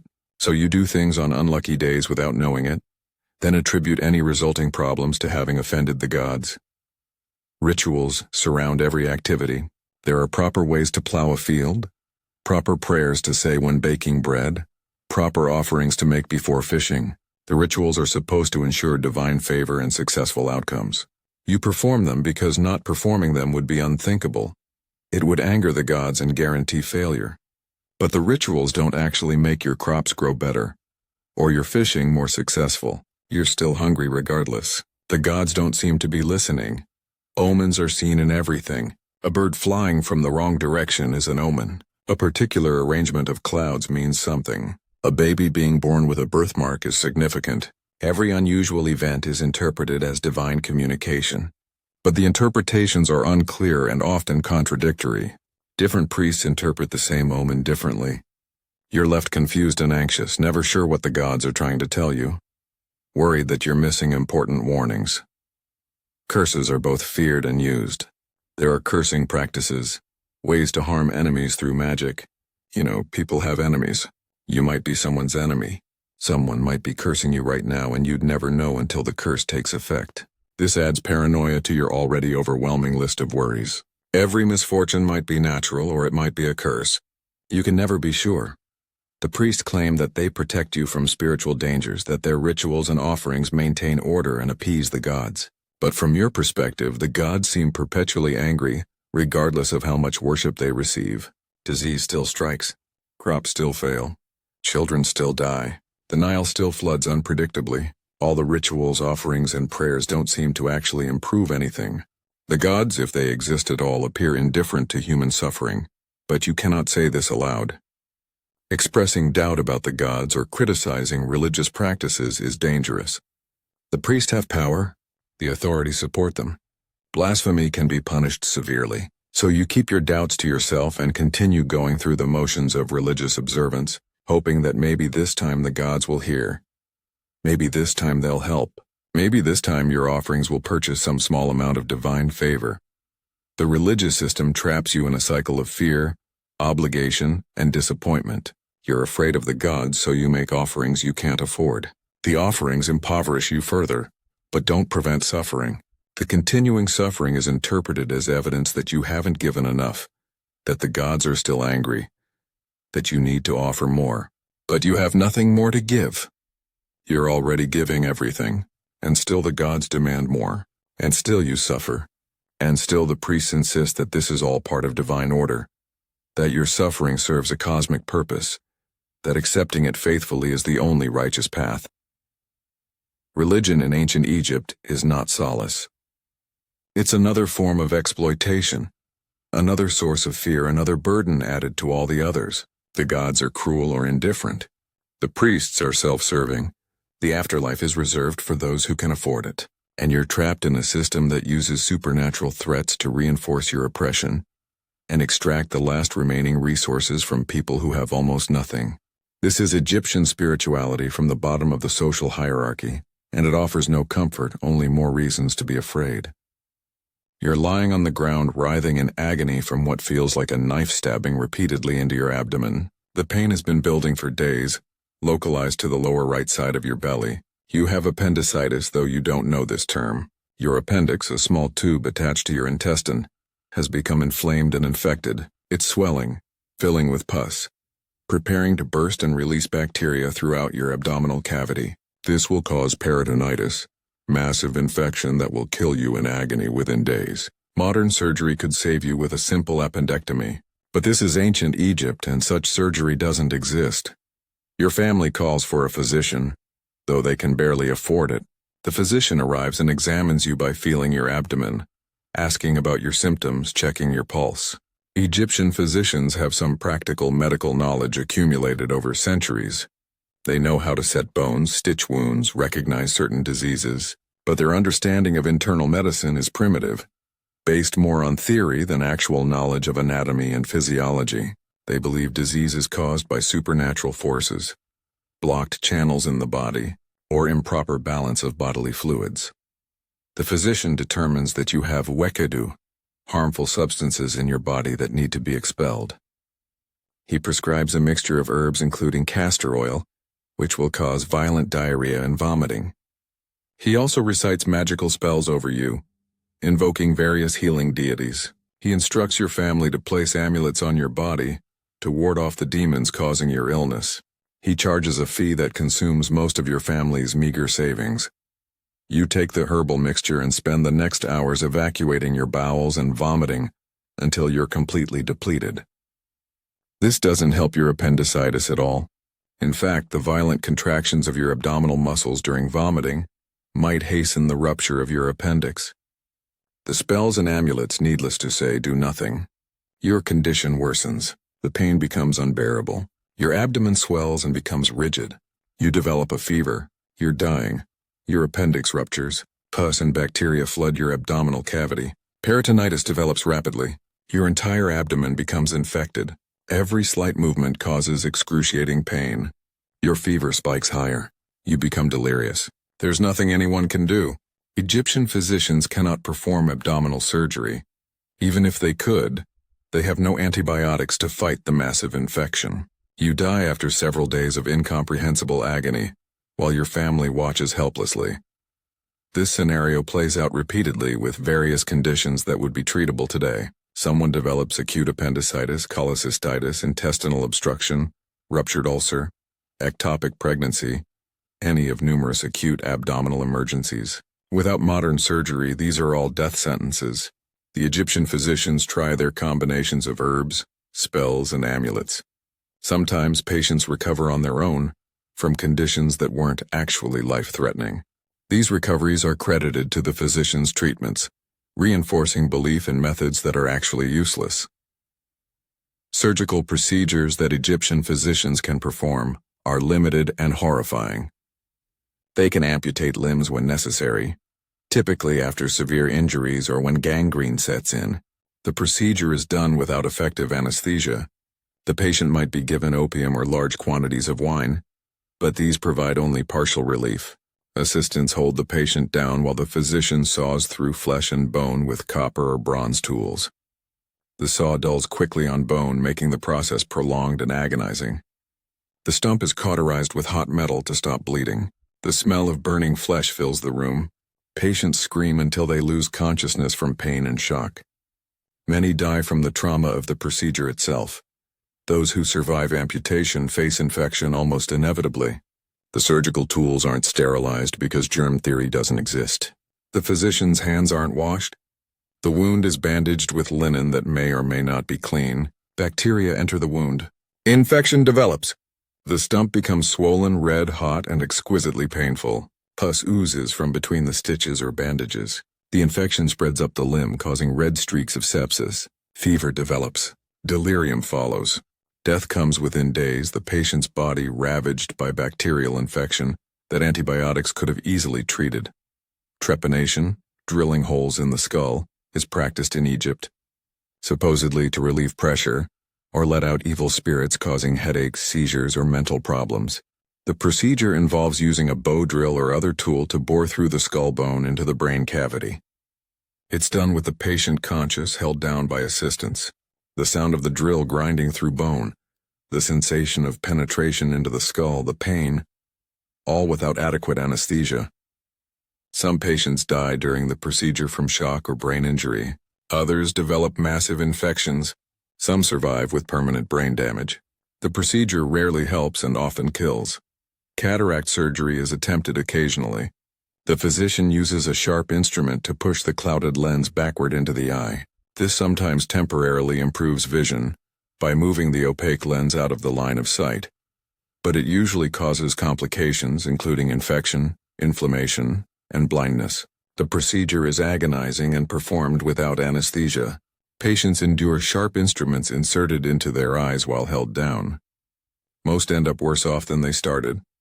Wound care consists of cleaning with water or wine, sometimes applying honey, which actually has antibacterial properties, and bandaging with linen. This is one area where Egyptian medicine is marginally effective. Clean wounds bandaged properly sometimes heal without infection, especially if honey is used. But contaminated wounds, deep wounds, puncture wounds, these almost always become infected. The physician can do nothing as infection spreads, tissue dies, and sepsis develops. Bone setting is another area where Egyptian physicians have some success, at least with simple fractures. They can align broken bones, apply wooden or reed splints, and wrap everything in linen bandages stiffened with resin. Simple fractures sometimes heal reasonably well, though often crooked. Complex fractures, especially compound fractures where bone protrudes through skin, almost never heal properly. The exposed bone becomes infected. The flesh around it necrotizes. Amputation becomes necessary if the patient survives long enough for that option. Herbal medicines are prescribed for everything. The Egyptian pharmacopoeia includes hundreds of plant, animal, and mineral substances. Some of these have genuine medicinal properties. Willow bark contains salicylic acid, aspirin's precursor. Opium provides pain relief. Castor oil causes purging. But most remedies are useless or actively harmful. Crocodile dung mixed with honey is prescribed for various ailments. Donkey excrement is used in treatments. Dead mice are ground up and mixed with other ingredients. These do nothing therapeutically and likely introduce additional infections. Pain management is primitive. Opium is available but expensive. Most people in pain receive nothing or perhaps some alcohol. You're expected to endure. Egyptian culture values stoicism and accepts suffering as normal. Chronic pain from arthritis, old injuries, dental problems, and other conditions is simply endured year after year, with no relief. You learn to function despite constant pain because there's no alternative. Obstetric care is especially horrifying. Midwives attend births, but their interventions are limited and often harmful. If labor is prolonged, they might attempt to manually dilate the cervix, causing tears and infections. If the baby is positioned wrong, they might try to manipulate it into better position, sometimes causing injuries to both mother and baby. If the baby is stuck, there's nothing effective they can do. They might try pulling with whatever force they can muster, sometimes causing severe tearing of the mother's tissues. If that fails, both mother and baby usually die. Cesarean sections are not performed on living women. The operation is done occasionally to extract a baby from a dead mother, but the mother always dies first. The concept of cutting open the uterus, delivering the baby, and sewing everything back up with the mother surviving doesn't exist in Egyptian medicine. Women who develop complications that would require emergency cesarean today simply die, usually along with their babies. Post-birth complications like hemorrhaging or retained placenta are managed by manual intervention that often makes things worse. The midwife might reach inside to try to remove a retained placenta, but doing this with unwashed hands in unsanitary conditions almost always causes infection. Hemorrhaging is managed by applying pressure and hoping it stops. If it doesn't stop, the woman bleeds to death while everyone watches helplessly. Dental treatment involves pulling teeth or drilling to drain abscesses. Both procedures are agonizing without anesthesia. The dental tools are crude. Extraction is done by gripping the tooth with metal forceps and yanking hard, sometimes breaking the tooth and leaving fragments that continue to cause problems. Drilling is done with bow drills and copper bits, slowly boring into infected teeth while the patient is held down. The procedures cause additional trauma and often lead to worse infections. Mental illness is completely misunderstood. People with schizophrenia, bipolar disorder, depression, dementia, or other psychological conditions are thought to be possessed by demons or cursed by gods. Treatment involves spells, amulets, beatings to drive out evil spirits, or restraints to prevent harm. There's no therapeutic intervention, no compassion, no understanding. Severely mentally ill people often die from neglect, suicide, or violence from those who fear them. Infectious disease management is non-existent because contagion isn't understood. When someone develops plague or other highly contagious disease, no quarantine is established. Family members continue caring for the sick person, ensuring the disease spreads through the household and then the community. Epidemics sweep through repeatedly, killing thousands, and no one understands why or how to prevent it. Preventive medicine is limited to religious practices and superstitions. You're told to pray to healing deities, wear protective amulets, avoid unlucky days, make offerings to ward off disease. None of this actually prevents illness. Egyptian physicians have no concept of hygiene, nutrition, or public health. They don't understand that clean water prevents disease, that proper sanitation reduces infections, that adequate nutrition strengthens the body against illness. The wealthy can afford physicians and medicines, but even they die from treatable conditions. Ramesses V died from smallpox, his mummy showing the characteristic scars. Pharaohs die from infections, from medical complications, from diseases that modern medicine could cure easily. If even rulers with access to the best physicians Egypt can provide die from preventable and treatable conditions, what chance do you have? You develop an infected tooth. The infection spreads to your jaw, then into your blood. Sepsis develops. You become feverish, delirious, toxic. The physician treats you with spells and herbal poultices. You die from systemic infection that antibiotics could have cured with a week of treatment. This is Egyptian medicine, a combination of superstition, primitive understanding, and helplessness in the face of conditions that modern medicine handles routinely. You wake up as you do every morning surrounded by bodies. Your parents sleep a few feet away. Your siblings, your spouse, your children, Possibly aunts, uncles, and cousins all sharing one small room in your mud brick house. There are perhaps 10 to 15 people living in a space smaller than a modern bedroom. You've never been alone in your entire life. You've never had a moment of true privacy. The concept of having your own room, your own space, is completely foreign. This is normal. This is how everyone lives, and it's suffocating. You cannot have a private conversation. Anything you say to your spouse is overheard by parents, children, siblings. Family arguments happen in front of everyone. Marital intimacy happens with others sleeping a few feet away, everyone pretending not to hear. There's nowhere to go to think, to process emotions, to simply be alone with your thoughts. Your entire existence is communal, and while this provides some support network, it also means you're never free from observation and judgment. The physical space is oppressive. Your house is essentially 1 or 2 rooms. The walls are mud brick. The roof is reed matting supported by wooden beams. The floor is packed earth. There's no furniture beyond perhaps a few wooden stools or chests. Everyone sleeps on reed mats on the floor. All possessions must be shared or stored in the cramped space. There's no storage, no closets, no cabinets. Everything you own is visible to everyone else. Privacy for bodily functions doesn't exist. There's no bathroom.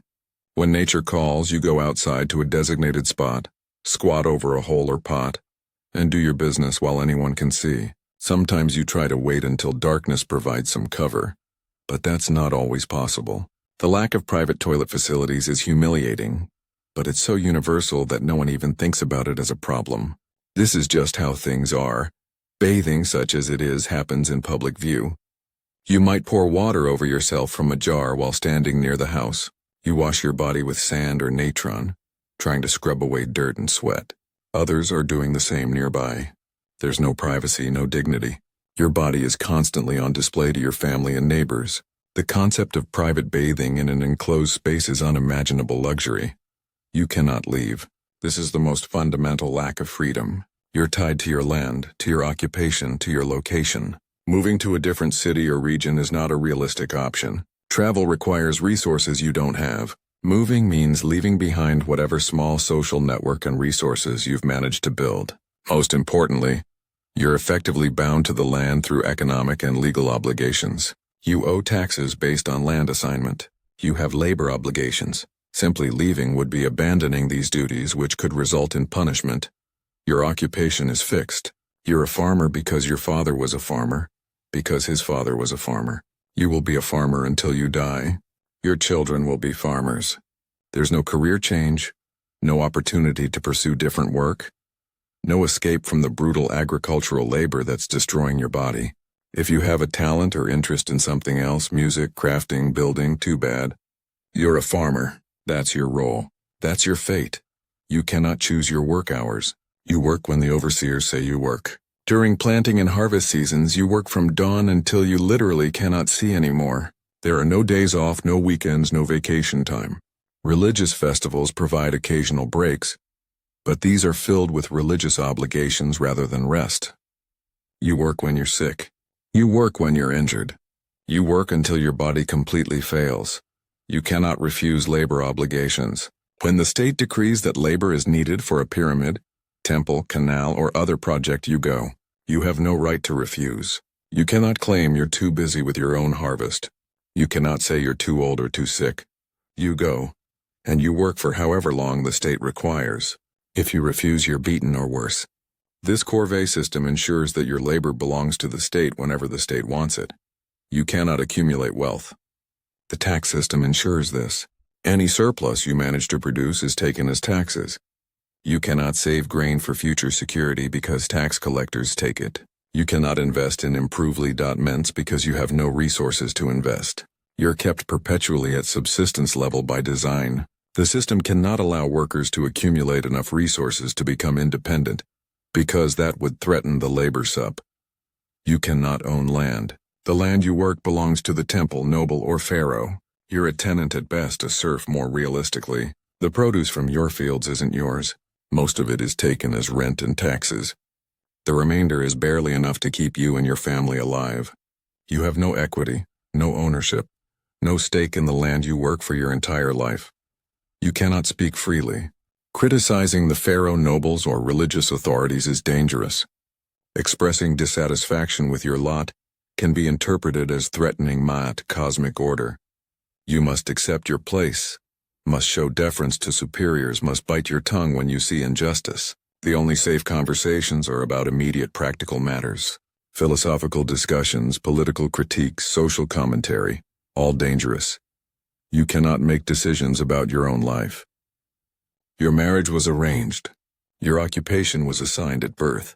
Your place of residence is fixed. Your religious obligations are mandated. Your labor is commanded. Your children's futures are predetermined. There are essentially no consequential decisions where you have true autonomy.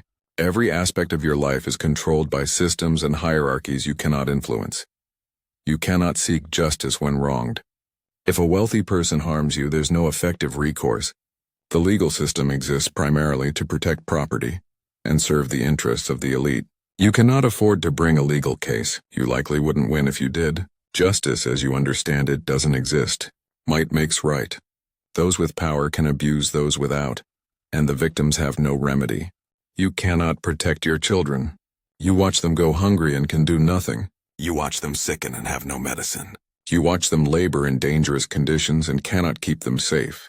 You see your daughters married young to whoever offers the best economic arrangement, regardless of their wishes. You see your sons trapped in the same grinding poverty that's crushed you. Your powerlessness to protect your own children is a special kind of torture. You cannot escape into entertainment or leisure. There are no books to read. You can't read anyway. There are no theaters or shows for common people. There are no parks or recreation areas. Your evenings, if you're not too exhausted, might involve sitting with family, maybe sharing stories or songs, but mostly you're too tired to do anything but sleep. Life is work, with brief respites for eating and sleeping, then more work. You cannot imagine a better future. This is perhaps the cruelest aspect. You know with absolute certainty that your life will not improve. You know your children's lives will be like yours.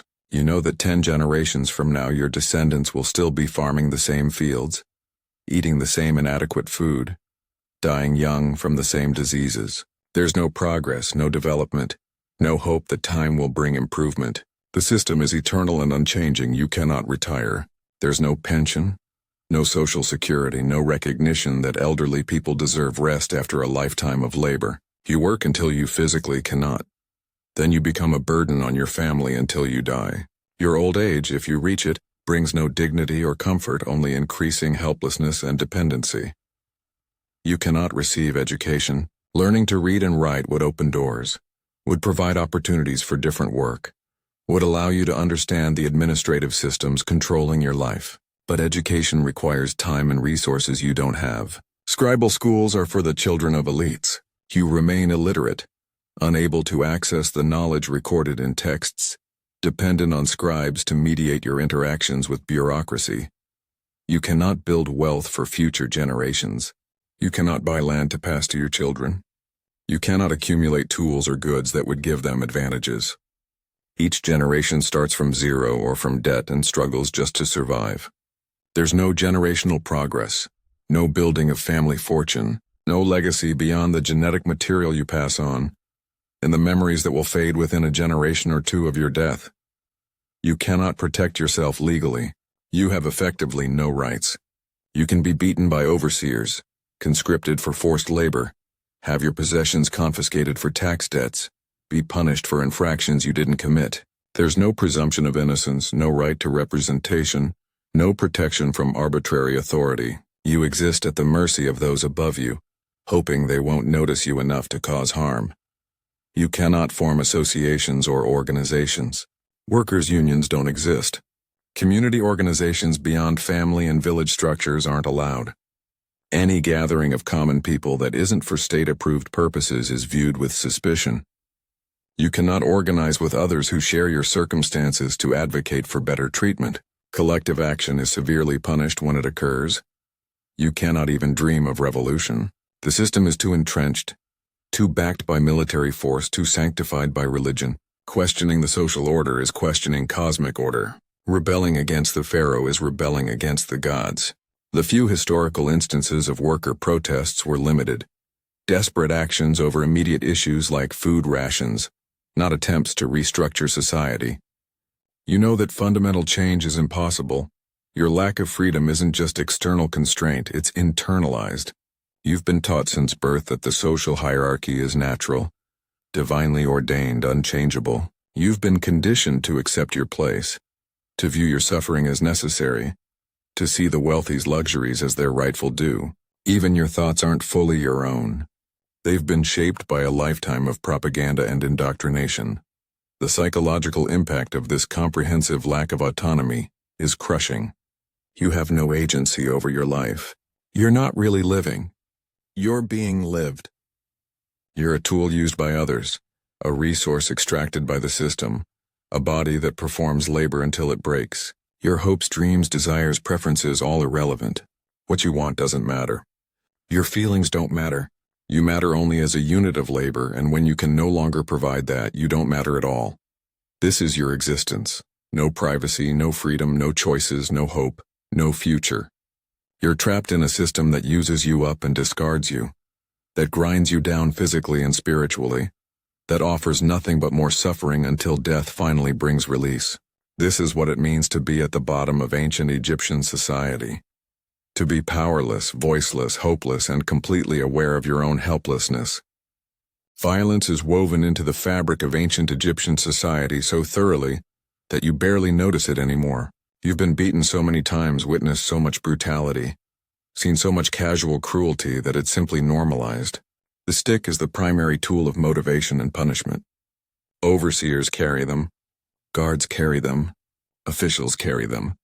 They use them freely on workers, servants, peasants, anyone who's slow, makes mistakes, shows disrespect, or simply happens to be in reach when the stick wielder is in a bad mood.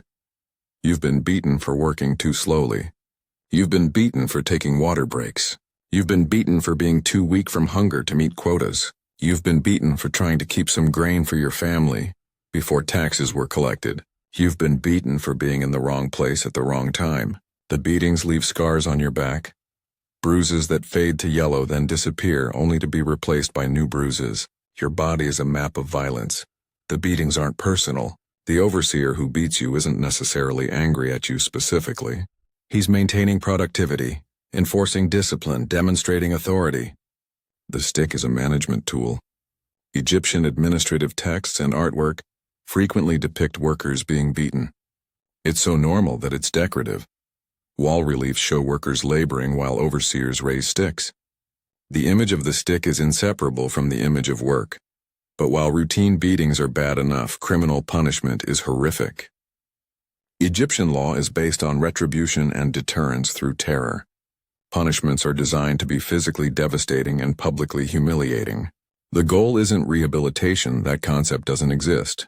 The goal is to make the punishment so terrible that others are deterred from similar crimes, and to remove the offender from society permanently through death, mutilation, or forced labor. Theft is punished savagely. For minor theft, the punishment might be beating in return of stolen goods plus compensation. For more serious theft, amputation is common. Stealing from a temple or tomb is especially serious, and the punishment is often cutting off the hands, cutting off the nose and ears, or death. The mutilations are performed publicly, without anesthesia, with the victim held down while their body parts are hacked off with copper or bronze blades. They're left to survive or die from the wounds. Most die from infection within days. Those who survive are permanently marked as criminals, unable to work effectively, beggars for the rest of their shortened lives. Fraud and false testimony are punished with beatings, branding, or mutilation. Someone caught lying in court might have their tongue cut out. Someone caught using false weights in commerce might have their hands cut off. The punishments are both retributive and practical. Remove the body part used to commit the crime. A merchant who cheats customers loses his hands and can no longer cheat. A liar loses his tongue and can no longer lie. The crude logic of mutilation. Crimes against persons are handled inconsistently depending on the social status of victim and perpetrator. If you're assaulted by someone of your own class, they might be beaten or ordered to pay compensation. If you're assaulted by someone of higher status, there's no meaningful punishment for them. If you assault someone of higher status, you face severe punishment, possibly including death. Justice isn't blind. It has keen awareness of social hierarchy. Murder is punished by death, usually by impalement. The convicted killer is forced onto a sharpened wooden stake that enters through the rectum and is slowly driven upward through the body, eventually emerging through the shoulder or neck. The victim remains conscious during much of this process, suffering unimaginable agony as the stake tears through organs. Death comes eventually from blood loss, organ failure, or shock. The body is left on the stake as a warning to others. This is not quick, relatively painless execution. This is torture unto death performed publicly. Rape is theoretically punishable, but prosecution is rare and difficult. A woman claiming rape must somehow prove it occurred and that she didn't consent. Her testimony alone is often insufficient. She might be accused of lying for various reasons, to cover adultery, to extort money, to harm someone's reputation. If she does manage to prove rape, the punishment for the rapist depends on social status. A commoner raping a commoner might face beating or forced compensation. A wealthy or powerful man raping a poor woman faces minimal or no consequences. The system protects the powerful. Adultery is punished, but again inconsistently based on gender and status. A married woman who commits adultery can be executed, typically by burning or drowning. A married man who commits adultery faces lighter punishment, especially if the adultery was with an unmarried woman. The double standard is stark. Female sexuality must be controlled. Male sexuality is more accepted. A wife is property, and damaging another man's property by defiling his wife is a property crime. Treason against the pharaoh is punished most severely. Anyone involved in plots against the ruler faces torture, execution, and damnatio memoriae, erasure from records, destruction of any images or mentions. Not only is the traitor killed, but their memory is destroyed, their name chiseled out of inscriptions. This was considered worse than death in Egyptian belief. To be forgotten is to have no existence in the afterlife. Military crimes like desertion or cowardice in battle are punished by execution. Soldiers who flee are hunted down and killed as examples to others. Military discipline is maintained through fear. Soldiers know that running from battle might save them temporarily, but will lead to worse death later, so they stand and fight even when the battle is hopeless, trapped between the enemy and their own commander's brutality. Economic crimes like tax evasion are treated seriously because they threaten state revenue. Those caught hiding grain or underreporting production face beatings, confiscation of property, and forced labor. Tax collectors can legally beat those who don't pay. If you cannot pay your taxes, your family members can be taken as collateral, effectively enslaved until the debt is paid. Since you never have enough to pay, the family members are permanent slaves. Slavery itself exists in Egypt, though it's less central to the economy than in some other ancient societies. Slaves are prisoners of war, criminals sold into slavery, or people sold by desperate families. Slaves have no rights. Masters can beat them, use them sexually, work them to death, kill them without serious legal consequence. A slave's life is worth nothing. If you're unfortunate enough to be enslaved, you've become a thing rather than a person, subject to absolute control. Forced labor in work camps is effectively slavery by another name. When you're conscripted for state projects, you're taken from your family, held in labor camps, worked brutally hard, beaten when you slow down, given minimal food, and not released until the project is complete or you die. Many die from overwork, accidents, disease, or abuse. The labor camps are nightmarish, but the state views this as necessary for completing grand projects. Your suffering enables glory. Corporal punishment is used extensively. Beyond beatings, there's branding with hot iron to mark criminals. There's cutting of hamstrings to cripple those who repeatedly run away. There's blinding by driving sharp instruments into eyes. There's castration for certain sexual crimes. The creativity in causing suffering is remarkable. The goal is to make punishment so terrible that the fear of it prevents crime, but it doesn't work. Desperate people still steal. Abused people still lash out. Human still human, and punishment doesn't change fundamental circumstances driving crime. Public execution serves as entertainment and deterrent. When someone is executed, it's done in a public space where community members are expected to attend. Children watch. Families watch. Everyone watches as the condemned is killed in whatever manner the crime dictates. This is supposed to terrify potential criminals into compliance. It mainly traumatizes everyone forced to witness it while demonstrating the state's power to inflict suffering. False accusations are common because the legal system is easily manipulated by those with power or resources. If someone wants to harm you, they can accuse you of crimes you didn't commit. You have limited ability to defend yourself, especially if your accuser is of higher status or has money to bribe officials. Many people are punished for crimes they didn't commit simply because it's convenient or because someone wanted revenge or because mistakes were made. Torture is used to extract confessions. If authorities suspect you of a crime, they might beat you until you confess regardless of actual guilt. The confession obtained through torture is considered valid evidence. You might confess to crimes you didn't commit simply to make the torture stop, knowing that confession leads to execution, but hoping that execution will at least end the suffering sooner than continued torture. Collective punishment exists. If someone in your family or village commits a serious crime and cannot be found, their relatives or neighbors might be punished in their place. This ensures community policing. Everyone watches everyone else because you might be punished for your neighbor's crimes. It creates an atmosphere of suspicion and fear where trust is dangerous. The wealthy can often pay compensation instead of facing physical punishment. If a rich person commits a crime, they might avoid mutilation or execution by paying large fines or making extensive compensation to victims. This means justice has a price. The poor who commit crimes lose hands, ears, noses. The rich who commit the same crimes pay money and go home. The system openly privileges wealth over equality under law. Guards and soldiers themselves are sources of violence beyond official punishment. They rob, extort, assault, rape. Who will stop them? They have weapons and authority. A guard who rapes a woman faces minimal punishment, if any. A soldier who beats someone during extortion is performing his role. The people who are supposed to maintain order are often the sources of disorder, but disorder that serves the interests of the powerful. Vigilante justice happens because official justice is so inaccessible. If someone wrongs you and you have no legal recourse, you might take revenge yourself. This starts cycles of violence, retaliation leading to counter-retaliation.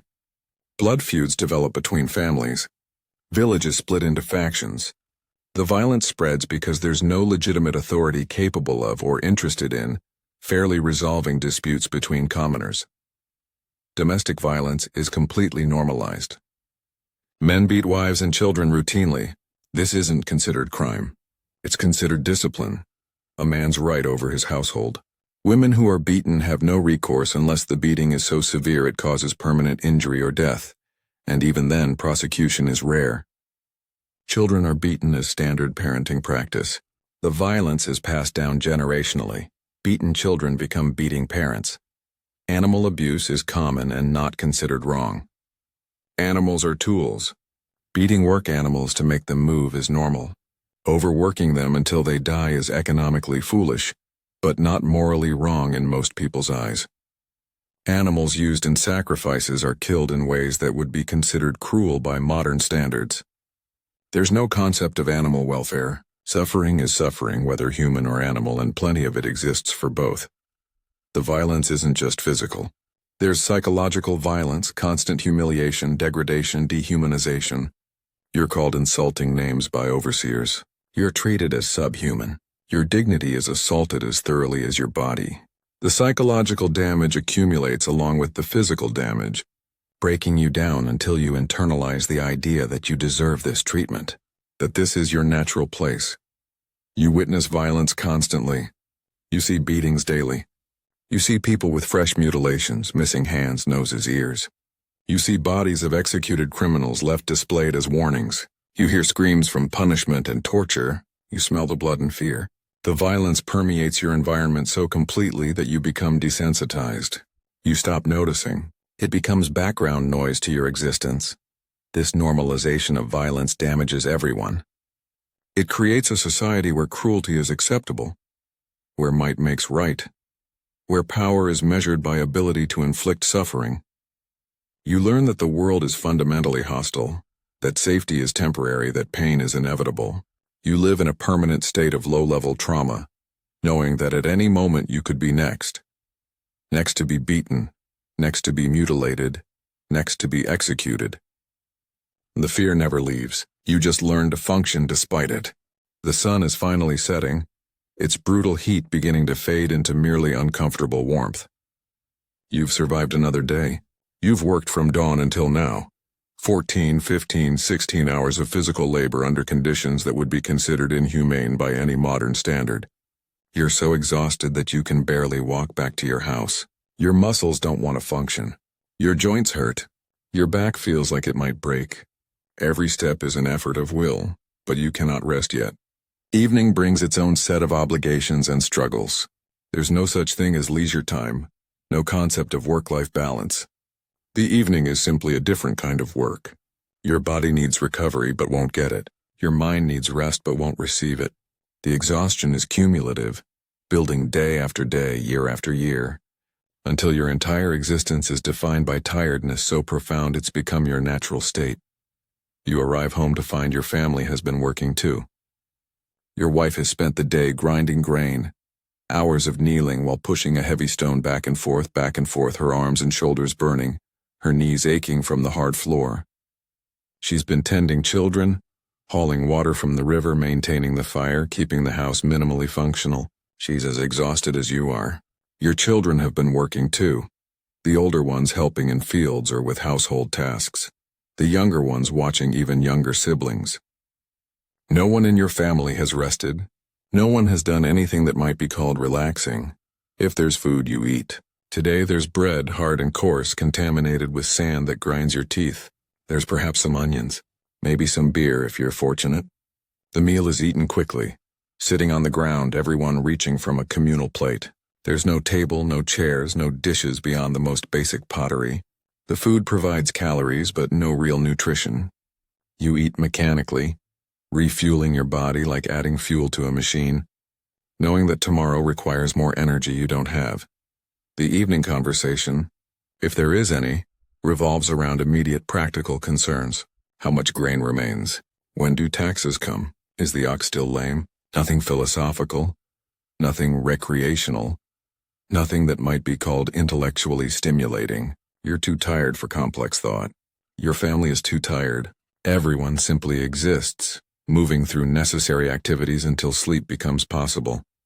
Children cry. The younger ones are hungry, tired, uncomfortable. The older ones are sullen from a day of hard labor. You want to comfort them, to play with them, to be a nurturing parent, but you have nothing left to give. You're empty, so you tell them to be quiet. Maybe you hit them if they don't comply quickly enough. Not because you want to, but because you have no reserves of patience or gentleness. The violence is just one more aspect of your exhausted life. Your wife is expecting again. Another pregnancy. Another mouth to feed. Another risk to her life. You have no say in this. She has no say. Biology and lack of effective contraception ensure constant pregnancy. You look at her swollen belly and feel a mixture of resignation, fear, and something that might be anticipatory grief. You've already lost several children.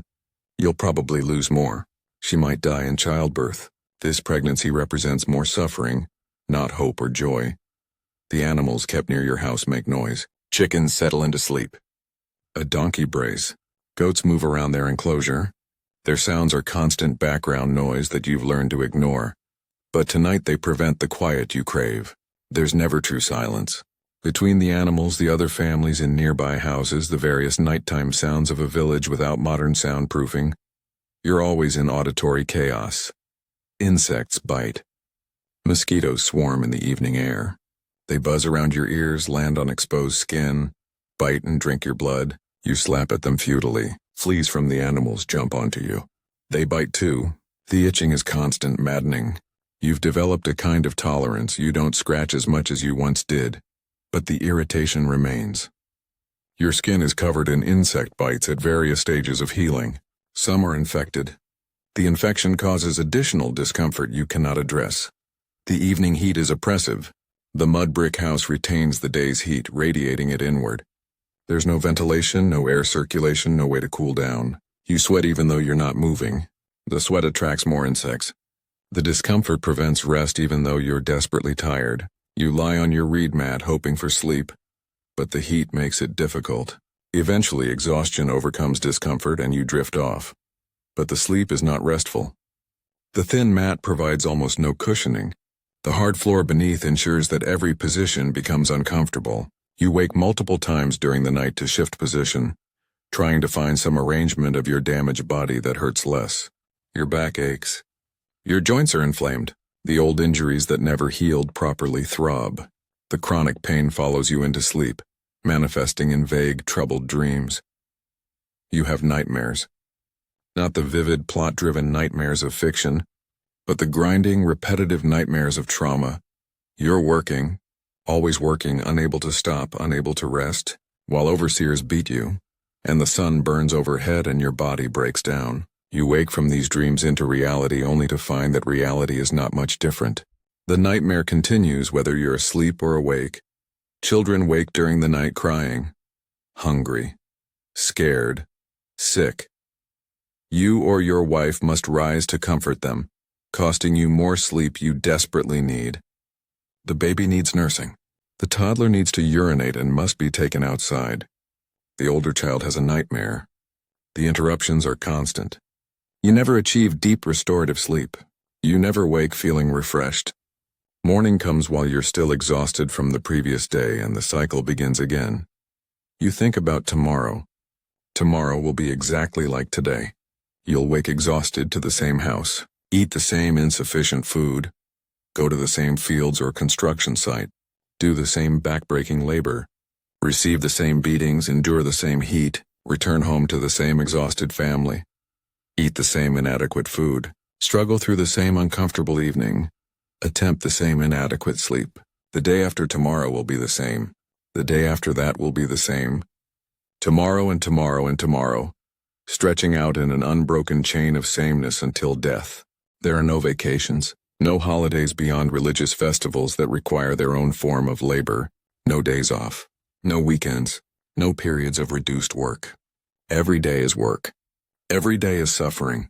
Every day is endurance. The ancient Egyptian calendar revolves around agricultural cycles and religious observances, but these don't provide rest. They provide different contexts for the same grinding labor. Seasonal variation exists. The Nile floods annually, bringing both relief and danger. During inundation, when fields are underwater, agricultural work shifts to different tasks or you're conscripted for construction projects. The flood itself can be too high or too low, threatening either destruction or famine. Post-flood planting season brings its own intensive labor requirements. Growing season requires constant irrigation management. Harvest season is the most brutal, with long hours and intense pressure. But none of these seasons are easier. They're just different expressions of the same constant labor demands. You think about your life trajectory if that term applies. You were born into this situation. Your childhood was work and hunger. Your adolescence was more work and continued hunger. Your adulthood is work, hunger, pain, and exhaustion. Your old age, if you reach it, will be increasing helplessness and dependency. Death will eventually come, probably sooner than later. Your life will have been decades of suffering with occasional brief respites that barely qualify as relief. That's all. That's your entire existence. Work, suffer, die. You think about your children's futures and feel only despair. They'll experience the same life. They're already experiencing it. The cycle is unbreakable. Your grandchildren, if you live to see them, will face the same fate. There's no progress, no improvement, no hope that future generations will have it better. The system is stable, eternal, unchanging. The suffering continues generation after generation, century after century, millennium after millennium. You wonder sometimes if life has meaning. Egyptian religion tells you that your suffering serves cosmic purposes, that maintaining Ma'at through proper behavior ensures your place in the afterlife. But you suspect this is a lie told by priests to keep you compliant. You suspect that your suffering simply benefits those above you in the hierarchy, that your meaning is to be used and discarded. You suspect that the gods, if they exist, don't care about you. But these are dangerous thoughts that you push away because allowing yourself to fully recognize the meaninglessness would make continuing unbearable. You've thought about suicide. Many people have. Some follow through. But Egyptian religious beliefs about the afterlife make suicide risky. Improper death might result in worse existence after death than the suffering of life. Also, your family depends on your labor. If you die, they suffer more. So you continue, trapped by fear of unknown afterlife and by obligations to family enduring life you don't want. The night drags on. You drift in and out of consciousness. Each time you wake, you hope that it's nearly dawn so you can stop pretending to sleep and face the day. But often it's still hours until dawn. The night is long. Time passes slowly when you're in pain and cannot rest. You lie in darkness listening to others breathe, feeling the heat radiate from packed bodies, enduring the insects and discomfort, waiting for dawn. Finally, the darkness begins to fade. The sun is rising. Another day is beginning. You feel no relief at the arrival of morning. Morning means work. Morning means heat. Morning means pain. You're not rested. Sleep didn't restore you. You're just as exhausted as when you lay down, possibly more so. But you must rise anyway because staying in bed isn't an option. You sit up on your reed mat. Your body screams in protest. Every movement hurts. Your joints are stiff from a night on a hard floor. Your muscles are sore from yesterday's labor and haven't recovered. You're hungry. You're thirsty. You need to urinate. You're tired beyond description. And you must work today. You must work every day, until you cannot.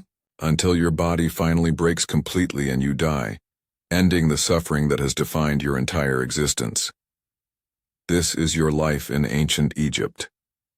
This is what it means to be ordinary, to be poor, to be powerless in one of the most celebrated civilizations in human history. The pyramids and temples that will last thousands of years were built with your suffering. The golden treasures that will dazzle museum visitors millennia in the future were created with your labor.